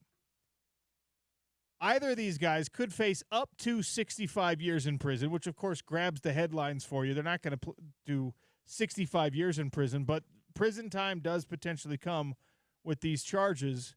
And on top of that, this is what bothers me most. They were allegedly given $5,000 to throw a ball the first time, and then the second time, $7,000 to throw a ball. Now, the allegations say that it caused the $5,000 that he got was offset by $700,000 of profit in an illegal betting scam. And in Ortiz's case, it was only $60,000. But these are $20 million contracts these guys are on. What are you doing? So this is to throw a ball instead of a strike, yes, is what you're saying. That was the prop bet or something? It's a prop bet to throw a ball instead of a strike, like first pitch is a ball or whatever. Man. And you get $5,000. It just seems like there's a simple way to make this happen less often, but then maybe it's not so simple. But like, can we ban more of these player prop bets? I don't know. Player prop bets is where it can get really dicey. Yeah. But again. But back to your point. Sorry. Giving up millions of dollars, even if it's $1 million, for a $5,000 bonus from some illicit situation. What are you doing? Yeah, that's not enough, right? You got to really, I would think that if I were in that situation, and I say I would think because I've not been in that situation, and so you don't really know, right? But I would think that if I were in that situation, I would not take that kind of risk unless it's something really boosting my salary, right? Like something comparable to my salary. And $5,000 obviously is not for these guys. 5-year, $20 million contract for Emmanuel, and he's a 3-time All-Star. So what's that? That $4 million a year? In 2025, it was a $4.5 million. Like, it's an escalating contract. 2025, $4.5 million. Yeah. That's just 2 pitches. Terrible judgment. $12,000. What are you doing? Yeah, do not take that kind of risk. The only thing that would explain this even halfway is if you somehow got into bad debt with these people and they're like, you got to do this. Yeah. I mean, I guess, but even in that case, you're like, what are you doing, man? How are you associated with the wrong type of people when you have $20 million? Yeah, you can be above all of that with that kind of money. You can move into a gated community and hire a 24/7 bodyguard with that kind of money. Like, what are we doing here, it's people? The same. It's a similar conversation to someone who is, by the way, suspended again in the NBA, John Morant, where it's like, why are you allowing yourself to sink this low when you have enough money to protect yourself from all of the nefarious stuff? Like, just do it. I understand we're all human. We make mistakes, right? We want we don't want to have a boring lifestyle just because we're above some of this other stuff that we might have been involved in before we had this kind of money. I can understand that mindset to an extent, but like not risking everything, millions of dollars, a lot more money for John Morant than these pitchers and prison time for this low a payout for whatever reward Jaw thought he was getting in his case, right? And back to the betting scandal. It's absolutely insane. And again, I don't have the solution for it. I also didn't know this, that last year, 2024, the San Diego Padres banned an infielder for life. Did you know about this? I missed this. Tucupita Marcano. All right. Banned for life. For being betting on involved games? in betting in games that he was not involved in. The Athletics had to suspend Michael Kelly, same thing. Jay Groom, another Padres player, left-handed pitcher. The Dodgers had to fire an interpreter. I'm sorry. The Dodgers had to fire an interpreter. Philadelphia Phillies infielder Jose Rodriguez, Diamondbacks left-handed pitcher Andrew Salfrank. All of those guys in 2024 were suspended for gambling. This is becoming a very under the radar. This is becoming a giant problem for Major League Baseball. It's funny that none of that really made national headlines, but Damon Jones and Terry Rozier, obviously Chauncey Billups being involved, sure, and the fact that his part in it had the mafia being involved makes it a much more sensational story. But still, like there's three guys, well, four if you count the Jonte Porter thing. And then MLB has like 2 or 3 times that many in less time, and we're just like, not a big deal till now. Also, this is very interesting, right? Because those suspensions happened in 2024 and flew, I think, because they're low name value people, flew under the radar for a lot of us who are not hardcore baseballers. And baseball is not where it used to be in this country, yeah. And then in May, Rob Manfred, what did he do? Right? 2024, we're coming down hard on gambling. 2025, it's November of 2025. Hey, guys, we're coming down really hard on gambling. These guys threw 4 bad pitches. What did he do back in May? What did Rob Manfred do in May? He reinstated Pete Rose and the 1919 Black Sox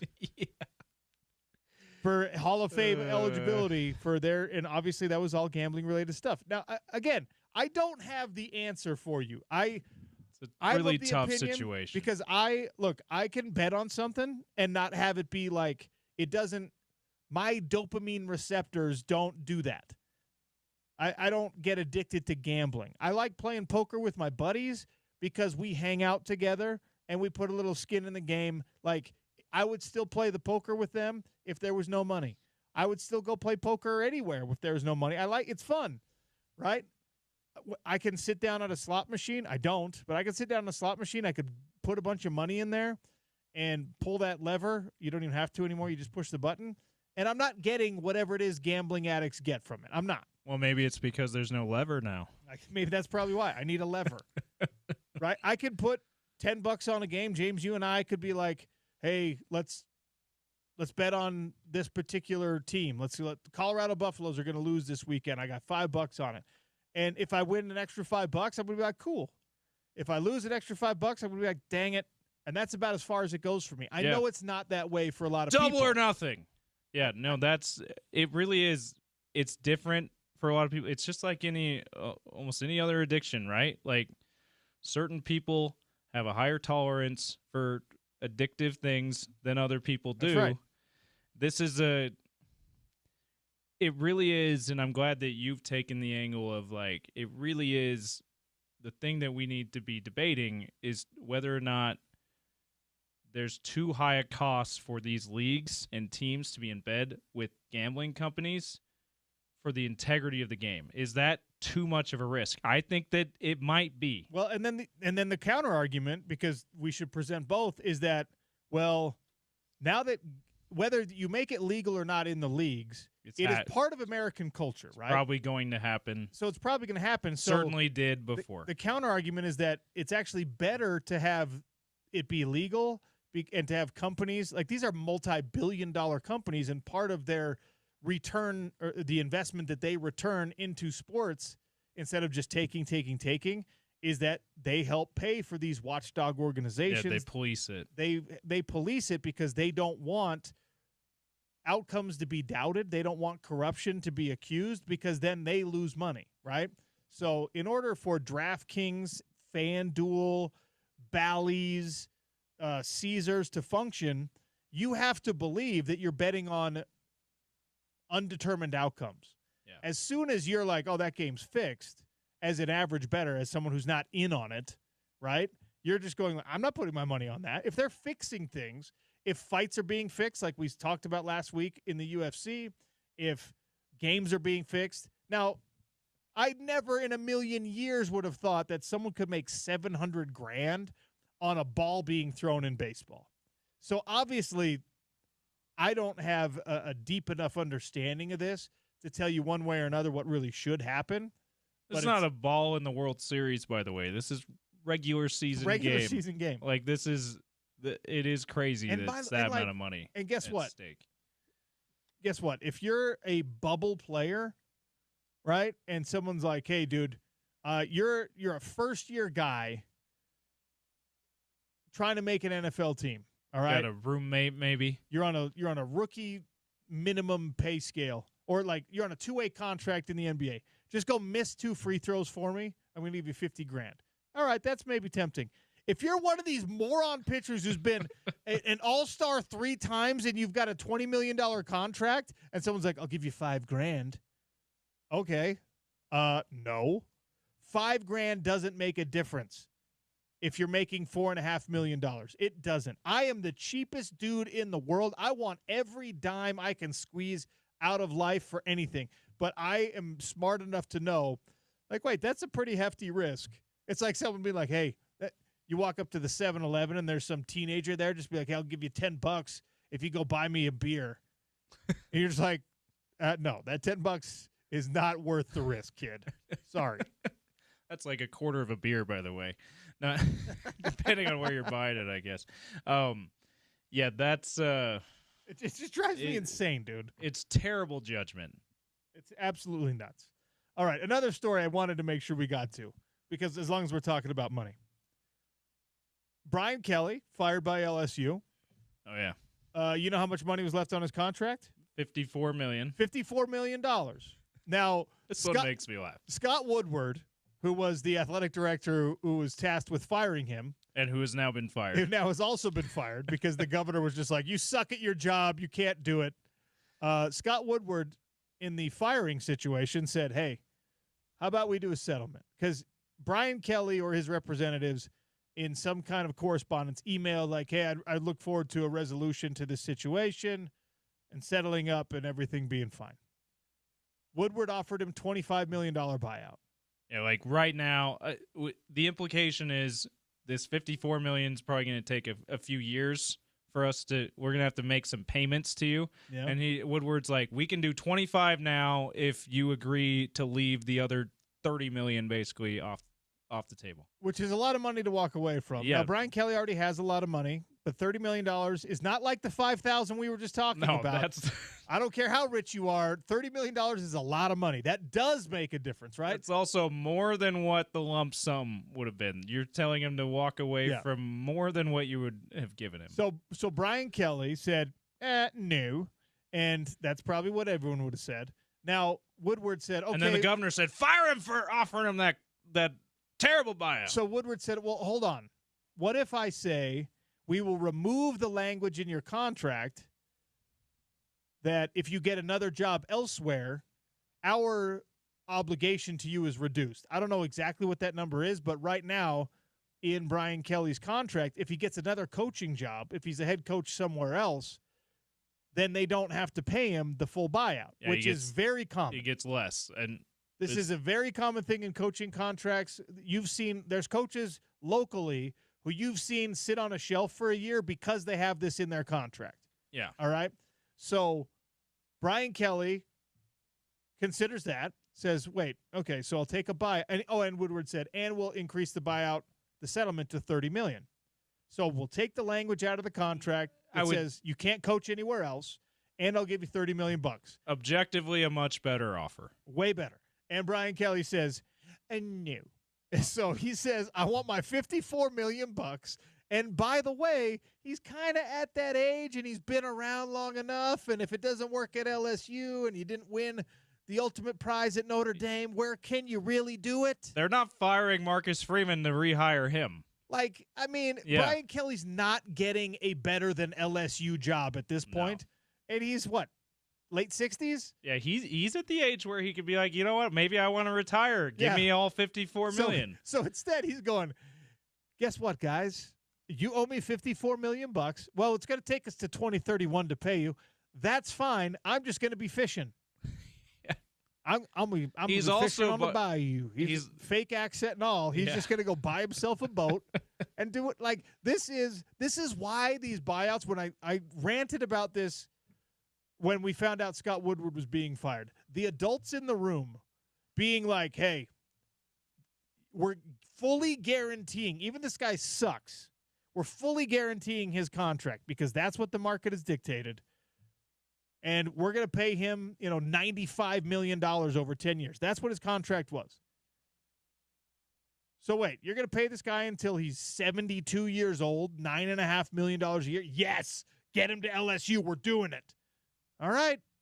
And I know that, it wasn't a bad hire at the time. Brian Kelly was not – none of us look back at it and say, oh, you can't hire Brian Kelly. Now, we immediately started to question – when he's dancing on those platforms with kids and he's doing fake accents, whether that fit's going to be good.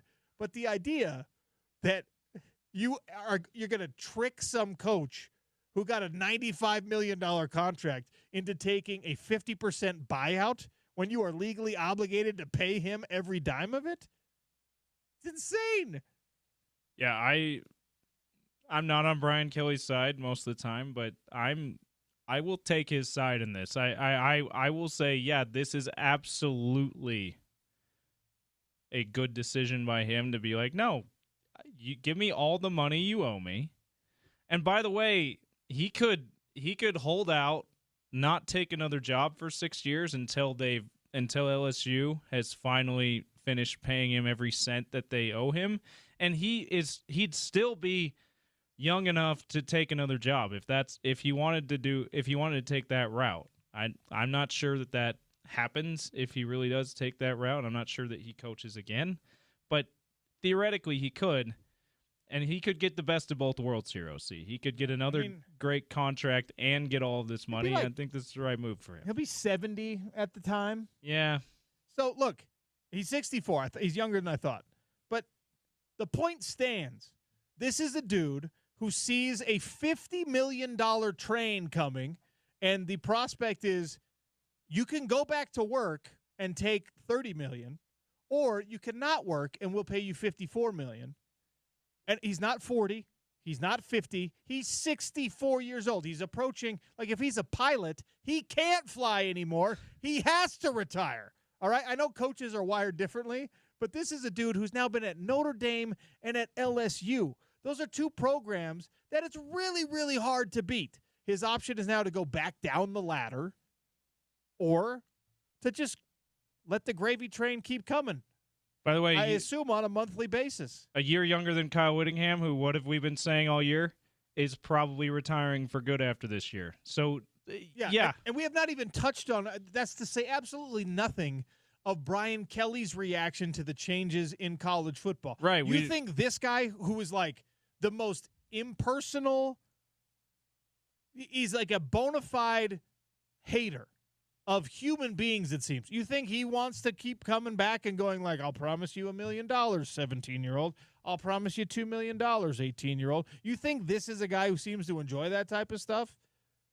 He just spent the last week reading articles about how everyone who's ever been in contact with him in college football hates him.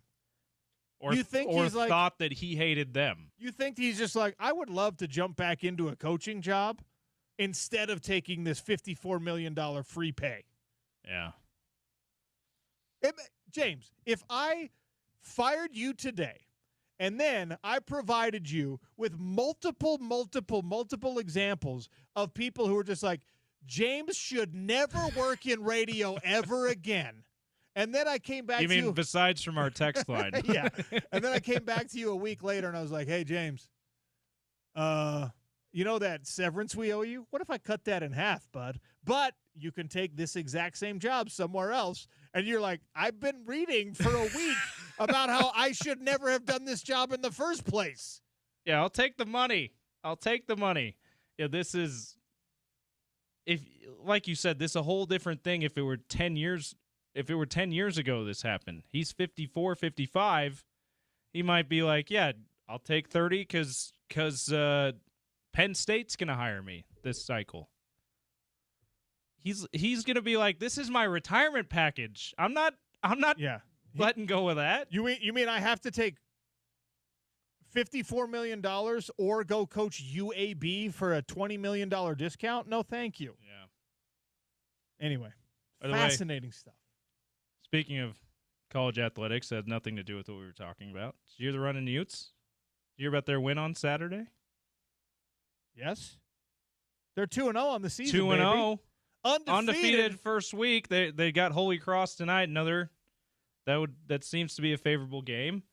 6:30 pregame. Tip off at 7 right here on the station. So, now listen. I think it's valid that some of you might be going, I would have expected a little bit more, but a little bit bigger of win against a mid-major, lower mid-major like Weber State. But this is a first year of a total rebuild. You take a 2-0 week, right, OC? You absolutely do. And Weber State, great. That's a respectable basketball program. All right, that's the Fighting Damian Lillards. He's their GM now. GM. He's their figurehead GM. They're going to try to make some noise themselves. And yes, when you're rebuilding a roster and you're rebuilding a culture and you're building back, it's not going to be pretty quickly. All right? It's just not. Utah basketball fans and Utah football fans, like, this is a nice little trial run for you, I think. There's going to be a lot more continuity in the football world when a coaching change happens, but there is going to be some shakeup, all right? There is going to be some kind of ripple effect. The need for patience is going to have to be there, yeah. It's something that and I understand why, because your tickets are more expensive than they've ever been. Your gear's more expensive than it's ever been. We all want immediate results in everything we do in life. We're impatient in general. Our attention spans last all of a TikTok video. But don't forget that Alex Jensen is doing it the way that you wanted him to when you came back in, the right way. He's doing it in a sustainable way, in a way that makes sense for this program. That's why you wanted it to be him. He ain't going anywhere. Yeah. By the way, we're gonna get Alex Jensen on the show on Wednesday. Love that. So stay tuned for that. We'll talk to him hopefully about a 3-0 start after tonight's game against Holy Cross. All right. You know what? Let's double up here, James. Let's get to hour number 3. And this is where we're really going to get into some craziness in the college football world. The Big Ten is selling out college football, quite literally. I'll tell you what I mean next. It's the Sean O'Connell Show on Utah's #1 sports talk, ESPN 700, 92.1 FM.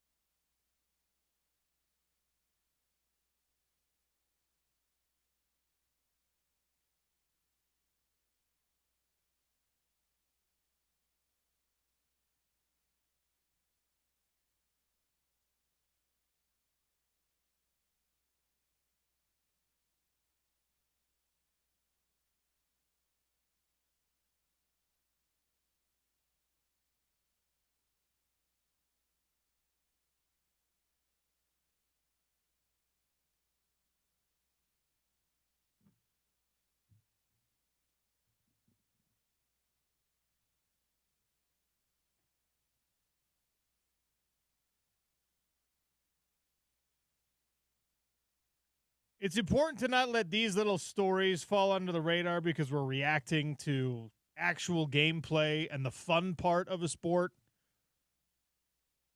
We're going to dive deep into Utah versus Baylor. We're going to talk about how BYU bounces back. We're going to get to all of that. I actually, in this segment, I want to have a little bit more of a discussion about how we should compare Utah's loss to to Texas Tech, and BYU's loss to Texas Tech. See if they tell us anything about either the Red Raiders or the Utes. But the Big Ten is closing in on a deal with a California pension fund, with a private capital, effectively. A $2.4 billion deal that sells part of the conference to private money. It removes part of the long-standing power in college football and hands it to financial institution that is, like every other purely financial institution, geared toward doing one thing and one thing only, making money. Now, the interesting thing about this, or one of the many interesting things about this, is that the Big Ten closing in on this deal, apparently November 21st is when it's supposed to all go through. Michigan and USC don't want the Big Ten to sign off on this. Michigan and USC are like, no. Let's keep it all in-house. Let's not do this. And the Big Ten has told two of their biggest brands. You could make an argument that the two biggest brands, although I think Ohio State probably would have something to say about that, but they're two of the big boys in the room are saying, no, we don't want this. And the rest of the conference is like, well, you got to get on board because it's happening. And so USC and Michigan are going to end up getting on board. The only tiny silver lining for me here is that USC is the one that ruined the landscape of college football from a regionality standpoint with their decision to jump into the Big Ten. And so there is some satisfaction knowing that now they don't have the power they think they deserve. But that's like a 1% kind of feel good. The rest of this is just scary for college football. And if the Big Ten does it, guess who else is going to do it? Everybody. $2.4 billion. Guess how much each school would get in an upfront payment if this deal goes through? This is an upfront payment. This is like you sign this deal. Oh, this isn't divided by 18 or 16, whatever it is. No. It's not like. Is it 18 schools now? Yeah. 18 schools in the Big Ten Conference. I have no idea. What would the upfront? $135 million. That's why UCLA is like, where do we sign? UCLA in They're particular, like, guys. It's been reported over and over again in huge amounts of debt. They're like, wait, $135 million? We need that. Let's do this. In exchange, you get a 10% stake in Big Ten Enterprises, which is the financial arm of the Big Ten, and the BTE. And a 10-year extension of the current grant of rights, which is another reason why Michigan and USC are like, guys, whoa, we're extending this grant of rights, which extends our partnerships with one another, which extends, hey, if this super conference ever happens, the grant of rights, now we got to bring Rutgers along with us if we're going to be part of something, right? So there's valid reasons why this, beyond just being like, hey, we don't want someone from the outside having control of our sport, having control of our conference. There's valid reasons beyond that. 10 years is an eternity in the current landscape of college football. Remember 4 or 5 months ago when we were all killing the ACC for their way too long a grant of rights agreement? Yeah, that's part of what the Big Ten would be trading for this financial influx, yeah. But $135 million is exactly what you said, James. It's the reason enough for everyone who's currently in the Big Ten to say, yes, we want that because we're all trying to keep up. Now, if the Big Ten does this, and if Georgia, LSU, Tennessee, Florida, Oklahoma State, Utah, BYU, if they all watch, if we all sit back and we watch Oregon get handed another $135 million, and more importantly, Indiana get handed $135 million, Michigan State being handed $135 million, suddenly everyone's going to be like, wait, how do we make that happen? All we got to give up is 10%, right? It's not a controlling stake.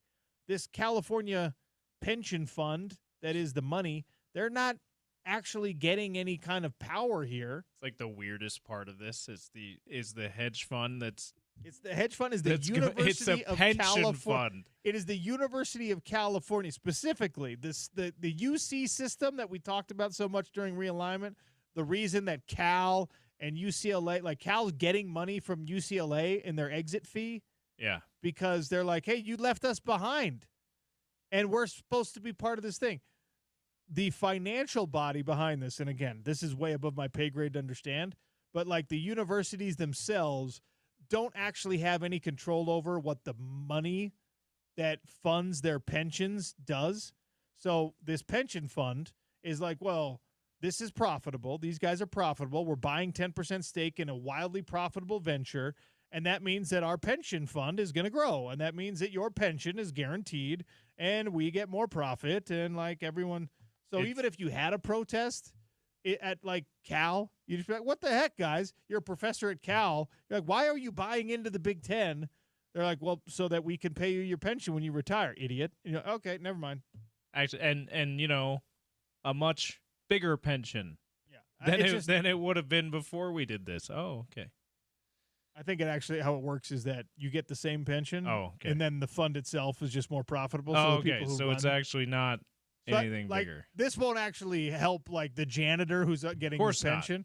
He's going to get the pension that he agreed to, but the fund, Sorry, I use logic in Yes, something no, no. where that is completely illogical. My what bad. this does is this makes the bonuses kick in for the People CEO actually of the fund. running the fund, not the people benefiting from the fund. Yes. Gotcha. So Yeah, just- that makes complete sense. So now you've got $2.4 billion of private capital coming into college football. And this will be, despite the objections from USC and Michigan, who were told by the rest of the conference, if you don't want to be part of this, fine, you won't get the $135 million. We are going to extend the grant of rights. So when the current one expires, you will have to go find a new home. Yeah, and we'll just spread that 260 million that would have been 270 million that would have been yours. We'll just spread it amongst the rest If you're of like us. Illinois, you're probably like, please don't take it. Please don't take it. Please don't take it. Please Yeah, don't take it. well, Please don't certainly. take it." I mean, certainly UCLA. Speaking of University of California system, like they need the money probably more than anyone else. But yeah, Illinois, Rutgers, even the Washingtons and Oregon who are doing fine, but are only getting a partial revenue share because of when they came in. Like they're like, yeah, let us have more of this. So go ahead. Brett Yormark has been very creative in trying to find ways to bring revenue into the Big 12 conference. So far, everyone publicly at least has been like, let's chill out on this thing. But if the Big 10 does it, if they're the first movers here, which it sounds like they're going to be in 2 weeks, this is now the norm very rapidly in college football. As soon as they do this, as soon as the trigger is pulled on this massive capital influx, everyone's going to be looking for the same. And I do mean everyone. Everybody. The group of 5 conferences are going to look for the same. But yeah, I don't know for sure if Yormark has been trying to lobby for this sort of thing, but the people around him said, no, let's hold off. Whether it's him or whoever in the room in the Big 12 that was lobbying may or may not have been lobbying for this sort of move, now that they know that the Big 10 is about to do it, they're absolutely going, all right, guys, I told you we should have done it however many months ago, a couple years ago. Never too late to do the right thing. Let's do this. Some breaking news happening in Ogden. Oh. Weber State has parted ways with their head football coach, Mickey Mental. Ah, one of the better names Yes. in college football. So Coaching. That's too bad. the Wildcats, Weber State, great. Looking for a new head coach. Jay Hill's immediate successor there. Jay Hill back to Weber State. Oh, Breaking. no, that's it. But it's not quite.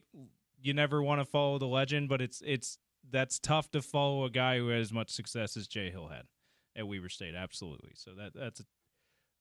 I was about to say something. So Mickey Mental's base salary was only $215,000. Oh yeah, only that. That's not very much at all. Well, it's not for a coach. head football coach. Yeah. Right. Right. Because I was like, all right, well, who do we know who's around that has ties to that Weber State program? Colton Swan, linebackers coach at the University of Utah, spent time up there as a position coach, as a coordinator, et cetera. Yeah. Like, would he want to go back? And the answer is no, because he's making more money than that, significantly more money than that. Even if he doesn't get elevated on Morgan Scalley's staff, like, they'll still make more money.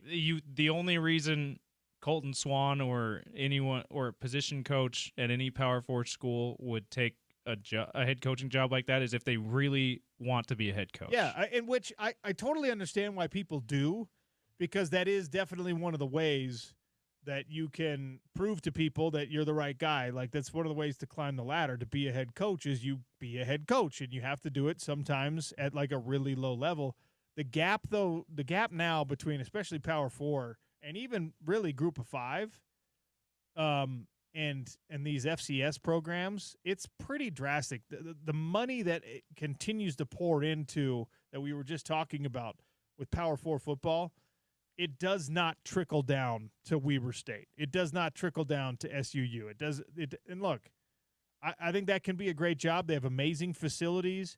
You've got a really fertile recruiting ground that when you fill your roster with Utah kids at a place like Weber State, that's why Jay Hill was so successful. That's why Ron McBride was so successful. The worst thing that can happen at one of those schools is where you've got a coach who doesn't really know the area that well.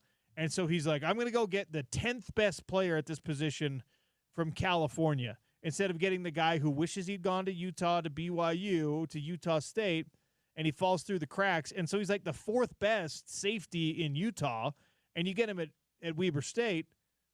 He's way better than the 10th best kid from California. Hello, Jack Kelly. Different position, but that's the poster child for this. It's exactly what we're talking about, right? And, I mean, it could be a good job. You're going to want to hire, if you're Weber State, you got to find like a 27-year-old dude on the rise. Probably around the same age, but like the best high school coach in the state, because you're probably not getting. We need to think outside the box. Brian Kelly to Weber State. He does. Yeah, and his reps are calling LSU. You know what? We'll take the 30. Take out that mitigating stuff that you were talking about. We got this job that just opened up. We might want. You could have $54 million to not do anything, or you can work 80 hours a week in Ogden for $200,000 plus $30 million from your buyout. So $30 million, plus $200,000. How about that? 30.2. So Mickey Mental, by the way, the Weber State head coach, $215,000 per year. Mickey Mantle, the iconic baseball player. Yeah, what was his career earnings? What do you think his highest season pay was? Okay, so it's 50s into the 60s a little bit, right? Into the 60s, yes. 80,000. $110,000. 110. All right. That was my next guess. That is bananas. We still talk about Mickey Mantle, the Mick. Incredible. All right. Speaking of Jack Kelly, incredible game on Saturday. 2 sacks, pretty good. Well, and the at least certainly in the first half, the coverage the job he was doing in coverage, like every defensive play, it was something Jack Kelly did that caught the cameras. Or that caught the camera, and Chris Fowler and Herbie had to say, hey, this guy's really good. It's fun to see that when, again, because we were just talking about, that's a guy who started his career, Kearns High School, Weber State, BYU, nationally televised game. The big boys are talking about you because you're making plays on that stage. That's really, really cool. And not in the ways that we all primarily are like, yeah, he sacks the quarterback. No, like he's covering the running backs really well as a giant linebacker. He's a really good football player, and he is not 100% healthy even, and he's doing it like this. So Jack Kelly, I think Jack Kelly's going to be one of those guys who probably has he quietly has like an 8 to 10 year NFL career because he just plays hard, gets through it, does things the right way. I don't think he's ever going to be like it because he doesn't have the plus athleticism to be like what Fred Warner is in the NFL. But I could see him having a really nice NFL career. And by the way, it's a good transition to – I promised we would talk a little bit about the comparatives that you pull when you're a sports fan. All right, well, Utah's game against Texas Tech ended up looking like kind of a blowout, but it was a really close game for most of that game, which is true. BYU's loss against Texas Tech was more like of a traditional kind of like you got beat bad. You didn't take the lead. You didn't score late in the game to put you in a control position, which, by the way, for me, is not a consolation prize. It's not something that makes you feel better. For me, it makes you feel 1,000 times worse because Utah had a real shot to beat Texas Tech. BYU never did. Yeah. The only argument you can make for BYU is that their defense did a really good job in the red zone, limiting them to field goals, which kept them within a couple of scores for most of the game. But the fact that you got a goose egg on the board till about 7 minutes left in the fourth quarter makes, I don't know, it Utah at least had it within 3 points in the fourth quarter, right? Utah took a lead in the fourth quarter and then immediately allowed the corresponding drive to go for a touchdown against Texas Tech. There's arguments for why BYU, from a defensive perspective, should feel good about how they hung with them for a little while. But Utah's performance made it a lot closer. BYU's first half defensively was better than it looked because there were 5 red zone trips for Texas Tech. They only scored on 1. And they scored a touchdown on 1. Touchdown on 1, and they 16 to nothing stopped them, and they stopped them. They prevented it from being 20-0. They stopped another scoring opportunity right at the end of the half. It was 13-0 at halftime. Okay, so BYU defensively did some really nice things in that first half. You could say the same thing about Utah's If performance. BYU's defense wasn't as good as BYU's defense is, that game, because of the turnover issues, right, muff punt, isn't it crazy how those are really big plays in a college football game, right? Because Bear Bachmeier actually turned the ball over in this game. If the BYU defense isn't as good as it proved to be, that game is 28-0 at half, or 35 to whatever at half. And it's like 40-something to 7 at the end of the game instead of 29-7. That's a real that's like we got our doors blown off type of game.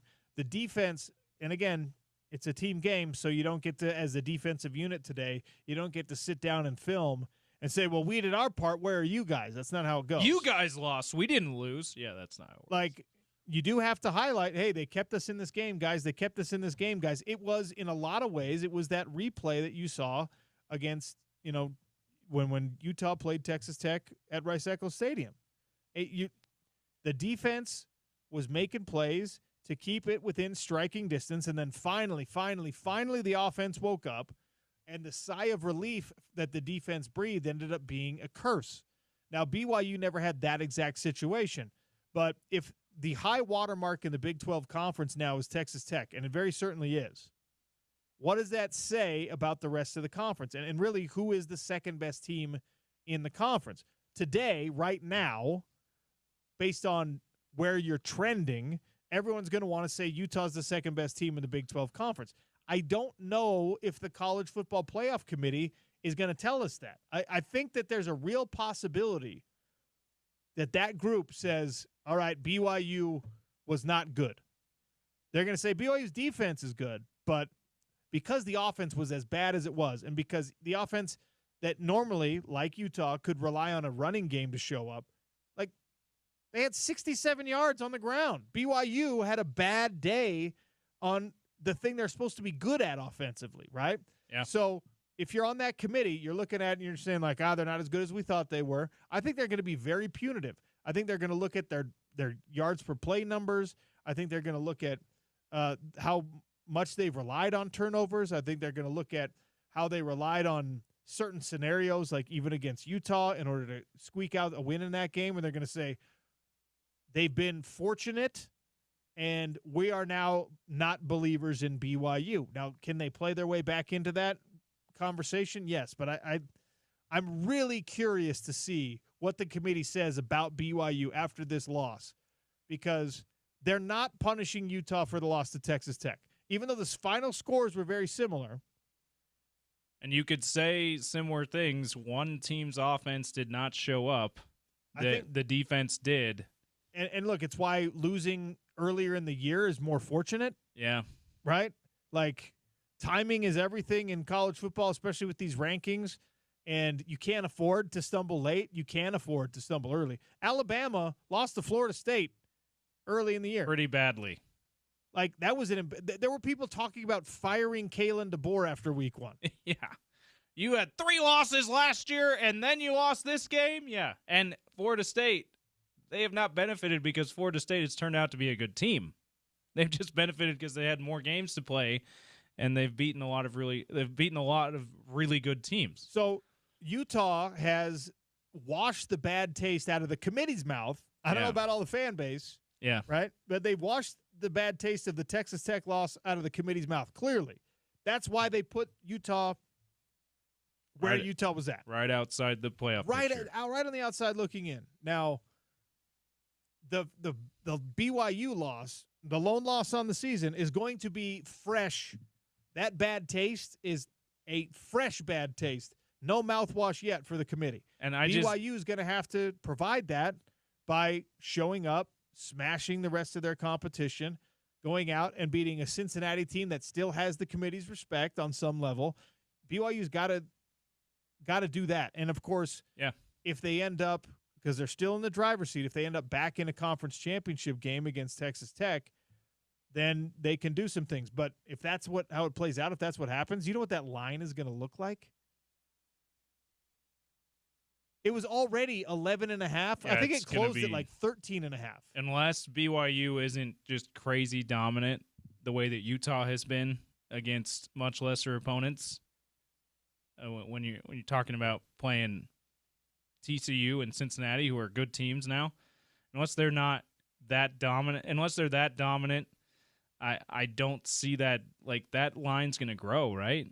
The other thing I want to ask you, because I agree with you, I think they're going to be pretty punitive, but do you think, because I'm not sure Utah moves up in these playoff rankings. I think they probably stay the same at 13. I would imagine so. Do you think BYU, there's not a chance that BYU falls below Utah, right? I bet BYU will be 12 and Utah will be 13. That's I would think as low as 12 is. I could see BYU going 11 or 10 at the highest.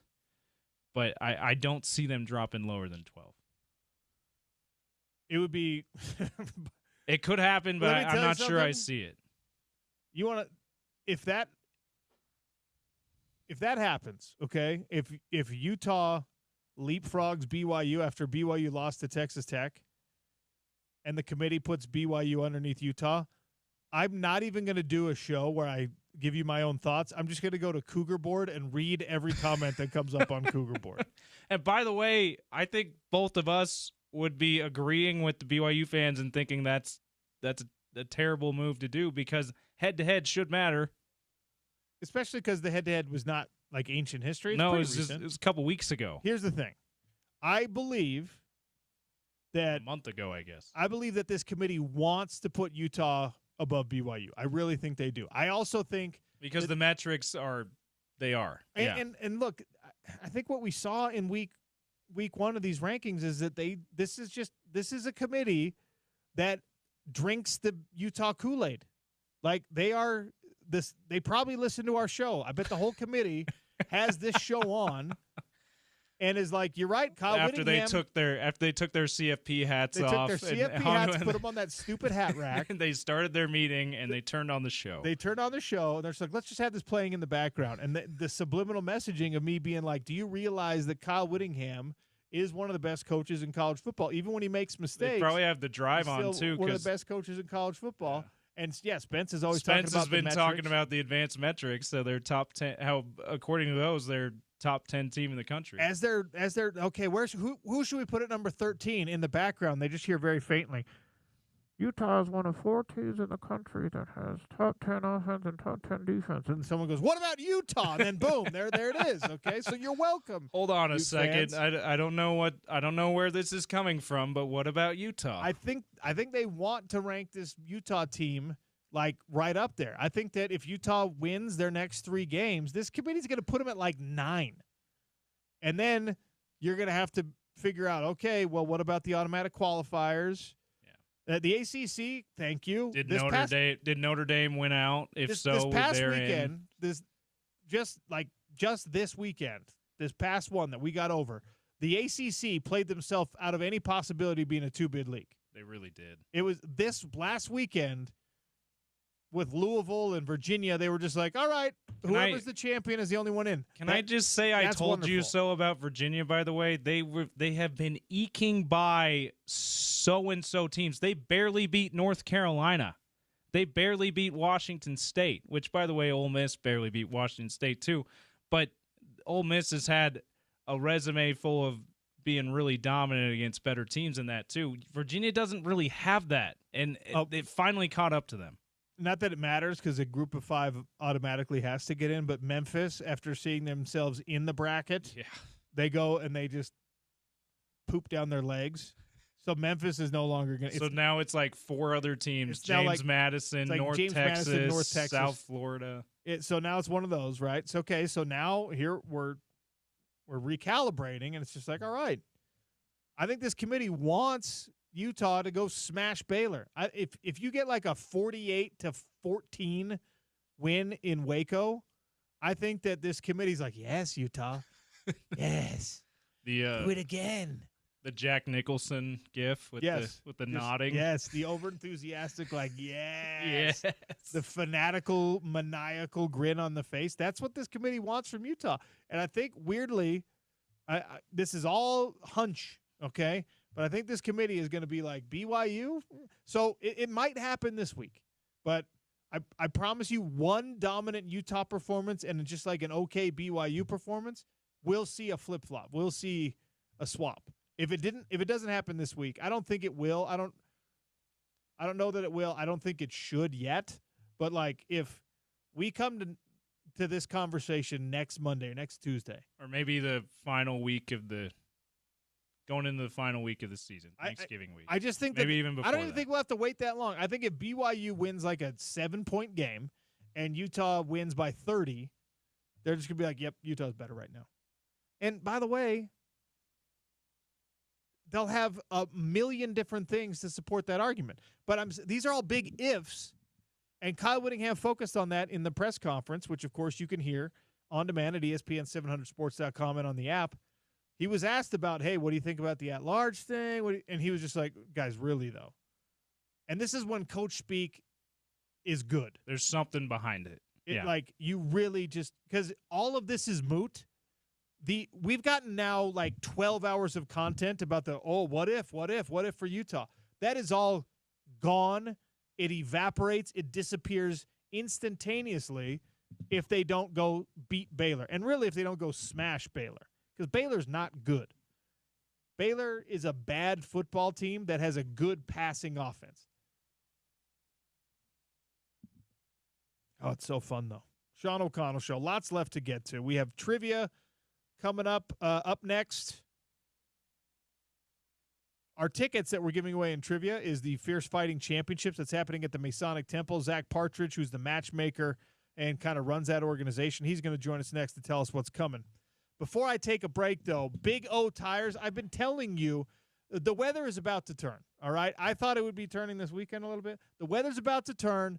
It's going to get wet. It's going to get rainy. It's going to get slushy. You're going to have the freeze. You got to make sure that your tires are where they need to be in terms of the depth of the tread, the traction that you're getting. And beyond that, Big O Tires can help you out with the fluids. The worst thing ever is when you get that first frost on your windshield and you go to push the button, you get the because there's no bug juice. There's nothing to melt that ice on your windshield. Big O Tires will take care of all of it for you. And right now on tires, they've got rebates, instant and mail-in rebates going on all 4 tires from national brands. I'm talking Pirelli. I'm talking the big boys, all right? Head down to any of the Big O Tires locations across the Wasatch Front. Tell them OC sent you. They're going to hook you up. You need an oil change. You need the fluids checked. You need the brake pads. You need the tires and the wheels. Big O has you covered. Zach Partridge next on the Sean O'Connell Show. It's ESPN 700, 92.1 FM.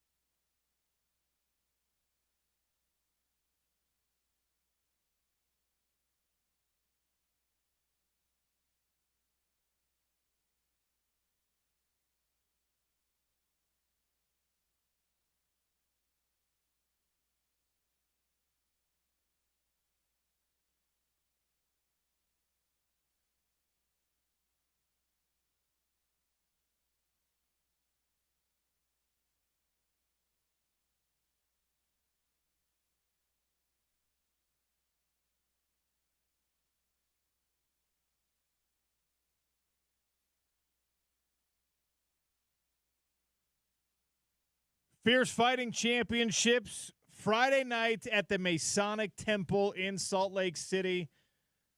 Starts at 6 p.m., goes to 11-ish. That's this coming Friday. Get there if you can. We'll have tickets to give away coming up in Topical Trivia, talking about the card.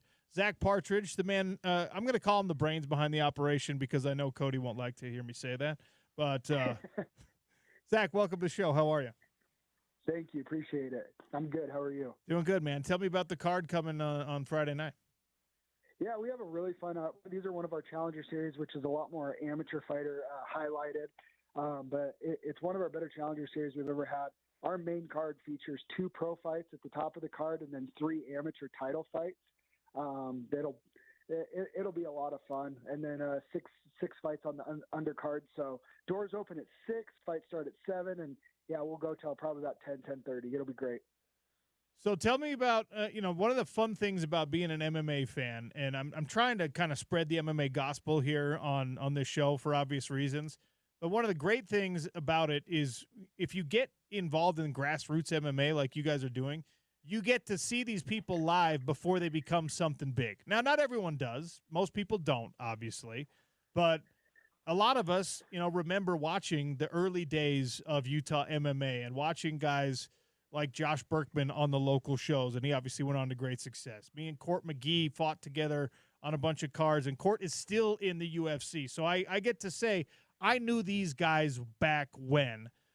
And this is the very beginning of a lot of these people's careers. So who are you, because it's part of your job as a talent evaluator, who are you looking at and saying, like, that person might be on a big show one day? I might be watching them on TV and saying, hey, I saw that person at the Masonic Temple in a random November card. Yeah, I mean, for on this card, we're full of them, right? Early on pros and debut and amateurs now. But I mean, we have a couple amateur champions. Our amateur heavyweight champion, Drake Anderton, is defending his belt. He's one of those guys. He's a giant problem for heavyweights. He has a skill set where his striking is good, but his grappling is a problem to deal with. Most heavyweights haven't been able to deal with it. And, he's doing a lot of good things. We have a kid that's 2-0. His name's Jet Swain. He went from college wrestling to making his debut in September, fighting again October. Nobody would fight him at 185. So he's going up to 205 and fighting for our title against a 3-0 kid from Montana. He's really special, really athletic. Like, that is one of our goals, right? Is we are that springboard to be able to put guys into the bigger shows. So every single Fierce show, there's a couple prospects that we believe is going to be the next people like yourself, Court McGee, whatever, winning big titles on big shows in the years down the line. Okay.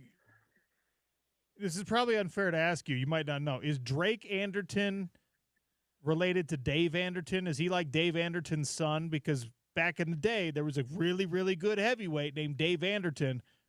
He's kind of about that age where this might be his kid. Do you know if they're related? So I don't know his dad's name, but I know his dad used to wrestle when it was Rick's before it was BYU Idaho. And I do know that he wrestled against Brock Lesnar in the NCAA tournament. That's Dave Anderton. He beat Brock Lesnar, I think. Maybe. I don't know. Yeah. But he wrestled him. So, that is his son. That's his son. Yeah. Heck yeah. I love that. Again, from someone like me who's been around the scene, that is a reason enough to come out and see what Dave Anderton's kid is like as a fighter. That's really, really cool. Can we talk for a second about the Masonic Temple as a venue? Because we had Scott Mitchell on earlier today, and he's like kind of like meh on MMA fights. But I told him it's at the Masonic Temple. And he's like, well, now I kind of want to go to see what it's like to watch an event at the Masonic Temple. I've been to a couple of these. You tell Scott Mitchell that the guy who's running it is a giant Lions fan, so he needs to come check it out. I will tell him. I'll text him that. I honestly will. But for the non-Scott Mitchell types who can't just drop their name because they didn't play for the Lions, like, it really is kind of reason enough to come see these fights. It's such a cool venue. You guys do an incredible job. Your vendors do an incredible job bringing in food and things like that. I mean, it really is a great show. especially if you're just looking for something to do on a Friday night and you're not all the way sure if you want to go out in a big, crazy parking situation. It's easy. It's convenient. It's right here just east of my studio in Salt Lake City, and it's a cool, cool venue. Well, yeah, what people don't know is like Masonic Temple, when they think about it, they're like, that's a weird place to hold fights. It kind of is, but their auditorium, I think, is one of, if not the best venue to watch fights in Utah that I've been to. The cage kind of sits down in a pit a little bit, so you're not looking up into the cage, you're looking right through it. There's not a bad seat in the house, like you said. We get vendors like R&R Barbecue and some, so you get real good food in there, and the fights are great. The atmosphere is great.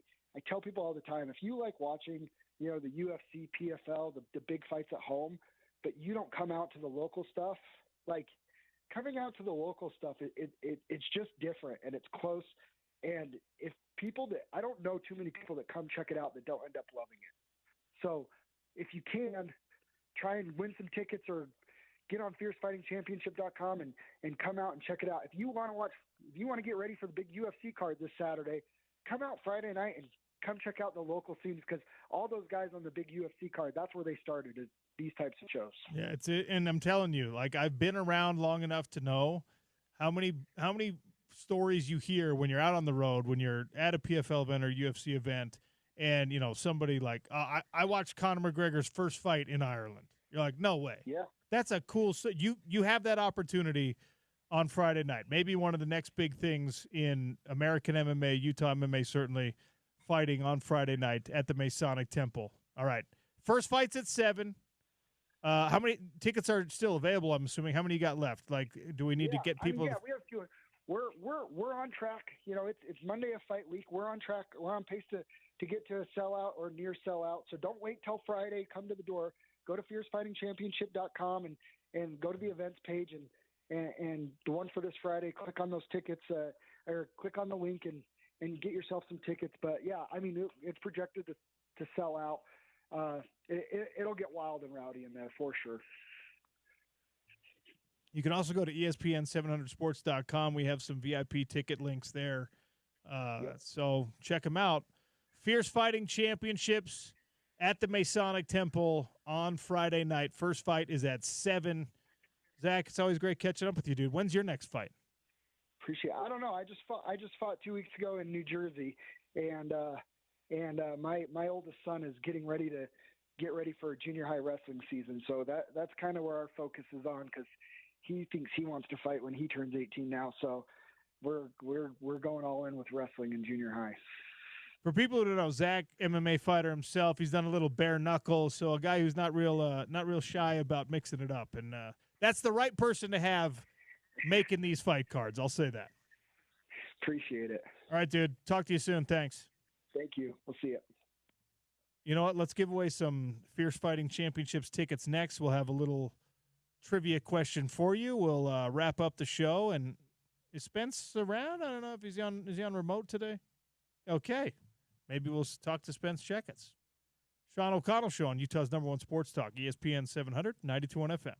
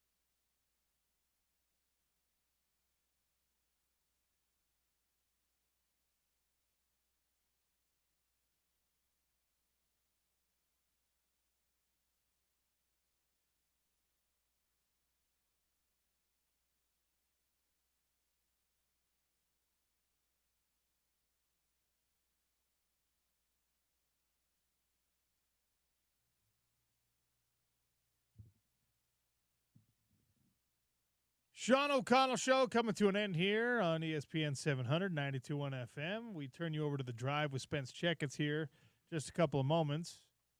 But first, we have Fierce Fighting Championship tickets to give away. You can also go to ESPN700sports.com, register to win VIP tickets. Good trivia question for today. All right, Brian Kelly has turned down any buyout options that LSU offered him because he is owed how much on his contract? How much money does LSU still owe Brian Kelly? We spend a lot of time talking about this in one of our segments today and the hilarity around asking someone who's approaching retirement age to take less money just so he can keep working. 877-353-0700. If you know the answer to that trivia question, 2 tickets to the Fierce Fighting Championship at the Masonic Temple on Friday night. First fight is at 7 p.m. Spence Checketts and The Drive go from 2 to 6 today on ESPN 700. He's here in our Broadway studios. Hi, Spence. Did you ever fight in the Masonic Temple? No, I kind of wish. Yeah. It's such a cool venue. They weren't doing them there back when I was fighting still, and I've been to a couple of these events, and it's a really cool spot. I'd not had cause to go into a Masonic Temple until I went to these fights. And You don't say. You don't dabble in Masonic Temple, whatever they call those things they do there? Yeah. I've never Rituals been to a and ritual. such? No. Okay, yeah, okay. Because when I first heard they were doing it there, part of me was like, why would you hold an event in a place like, are they hard up for cash? Are the Masons looking for a little side hustle? As you know, the Masons have really had a hard time staying alive throughout history. Yeah, it's been a rough run for them. They haven't really had any kind of power and influence ever. So Hey, we currently have a client that can help you with side hustles. My guy Leo, 7 Figures Funding. Maybe they can help the folks over at the Masonic Temple. But it's I don't know how. I know Zach, who we just had on. I know Cody, the guy who owns the organization as well. And I think they just know the right people and figured out it's a really cool spot to go watch fights. Mm-hmm. Yeah, and like the undercurrent of like religious rituals have happened in the building, and then people are fighting to try to hurt each other. It's kind of like it's actually really neat because what they do, like it's dark. They've got this like sort of ominous spotlight situation happening. You're in like the grand hall. Your mind goes to what other kind of weird stuff is happening here. And yes, you're watching a blood sport, so it's fun. Yeah, I mean, there's the whole. Should we talk about Joseph Smith and his connections with Masonry, or should we should probably steer clear? Okay, let's segue to BYU then. There it is. More about Tech or more about BYU? More about Tech. Yeah, for sure. Yeah, their defense especially is just really, really good. And I mean, there's flaws to that Tech team that are just hidden by what their defense can do. Yeah. Yeah, it's always interesting, the fallout, because BYU hasn't lost like that in a while. November of 23, I think it was Iowa State who got them in Provo by 30 or something. But the losses they've had over the past few years have been nail biters, right? So they haven't had their brakes blown off like that for a few years. And so I always am eager and curious to follow the fallout of a loss after that. And I heard a lot. Look, there were some drops. JoJo Phillips had a horrible drop. Chase had a couple of uncharacteristic drops. There's the Parker Kingston fumble on the punt return. So I heard a lot of and Chase himself. And look, I respect Chase as a competitor. You said after the game, we left a lot on the field. We want to see him again. Tech kicked 5 field goals. If we're going to talk about what was left on the field, Tech left points on the field left and right. You know what's interesting is they're not. It could have been 35-0 at half. Yeah, and a huge 4th down stop right before the half. But I just heard all this spin hey, we left so much. I'm like, dude, Tech kicked 5 field goals, and credit BYU's defense for stepping up in the red zone, which oddly I didn't know this until I was prepping for the game. Texas Tech is 98th in the country in red zone offense. Yeah, they're not good. I didn't know that. It's a very strange thing. And again, like I said, there's flaws to this Tech team, so you look at them, and a lot of the numbers and the results certainly point to this is absolutely a top 10 team. You could make an argument that they're a top 5 team, but they're not right now, you look at A&M, Ohio State, and Indiana, and you're like, who's going to beat them? I mean, Indiana showed some warts on Saturday, but Penn State's, they were supposed to be supposed to be really, 2 or 3 team this year. Got 7 NFL guys on the squad. That's not suddenly a bad roster. Just obviously the guy in charge, couldn't get it done, so he lost his job. So, but you look at some of those teams, you're just like, I don't know where their flaws really are. Yeah. And this Texas Tech team they're just really good at making you forget what they're not good at, like the red zone offense, because they're not going to let you score. So if I asked you the Sean O'Connell, whatever you want to put into it, rankings of the top 3 teams in order in the Big 12 right now, you say what? Utah 1, Utah 2. Cosign. I think, look, Texas Tech they clearly deserve the number 1 spot. The way that I framed it today, and so I'm copping out and answering in a direct fashion, is if I'm the rest of the Big 12 and I'm like, we can't let these guys buy a championship, who is our best shot to get them out of that spot? Who is our best? If we can throw anyone at them, tiebreakers be damned, conference record be damned, who are we sending to Arlington to make sure that Cody Campbell doesn't get what he paid for? I'm sending Utah. Over West Virginia. Okay. Yeah. You know, honestly, Just barely.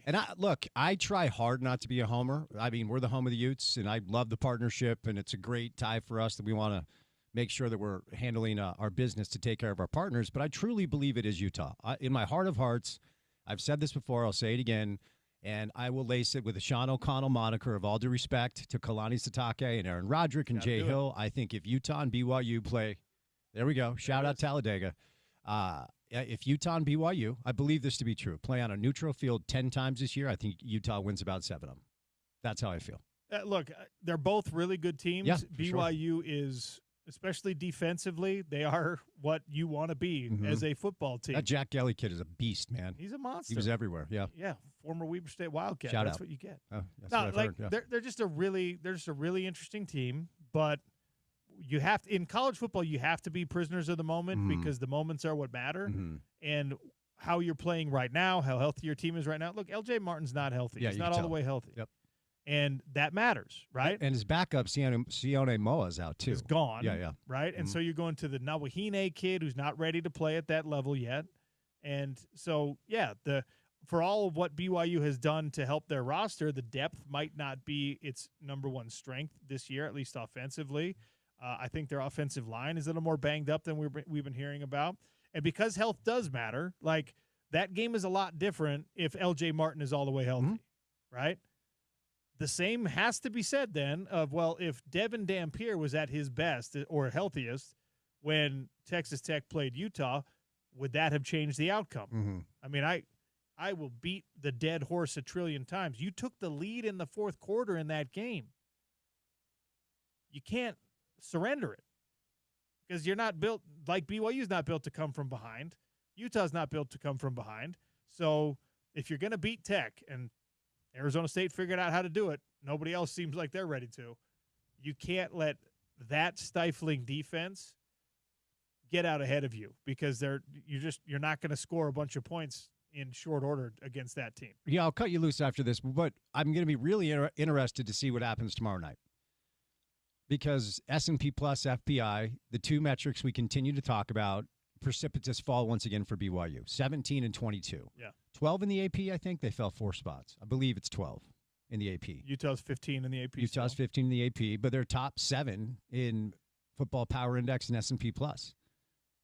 And I don't know if this is going to happen, but the persecution complex outpouring from Provo, if somehow, some way, the committee favors Utah over BYU, whether it's, I don't care if it's tomorrow or in 2 weeks, if and when that happens, oh man, chef's kiss.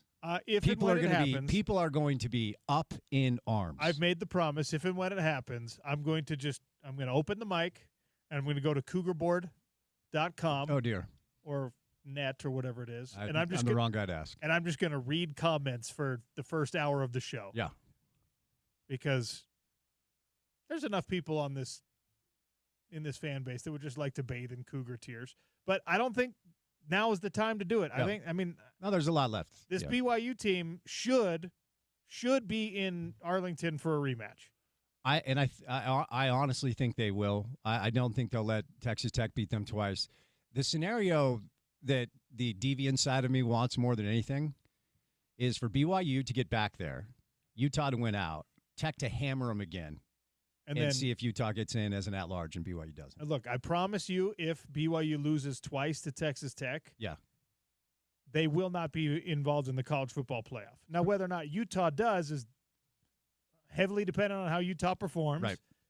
and a lot of other things, which is why it's better to control your own destiny, which is why BYU beating Tech would have been better for you, It Utah would have. fans. Talked about it all last week. But, like, and again, if Utah somehow makes it to Arlington and gets beat in a conference championship game, you can't lose twice to the same team and then be brought into the college football playoff. No committee is going to allow that. I wouldn't think so. It just continues to be fascinating how these metrics are clearly making a statement about how much they favor Utah over BYU, even though BYU has the head-to-head. Stay tuned for the drive with Spence Checketts. I could tell he's got some stuff on deck for you. He's got that little glint in his eye on a Monday. Thanks for listening to the Sean O'Connell Show. By the way, the answer to the trivia question is $54 million, baby. Woo! Get that money. ESPN 700, 92.1 FM.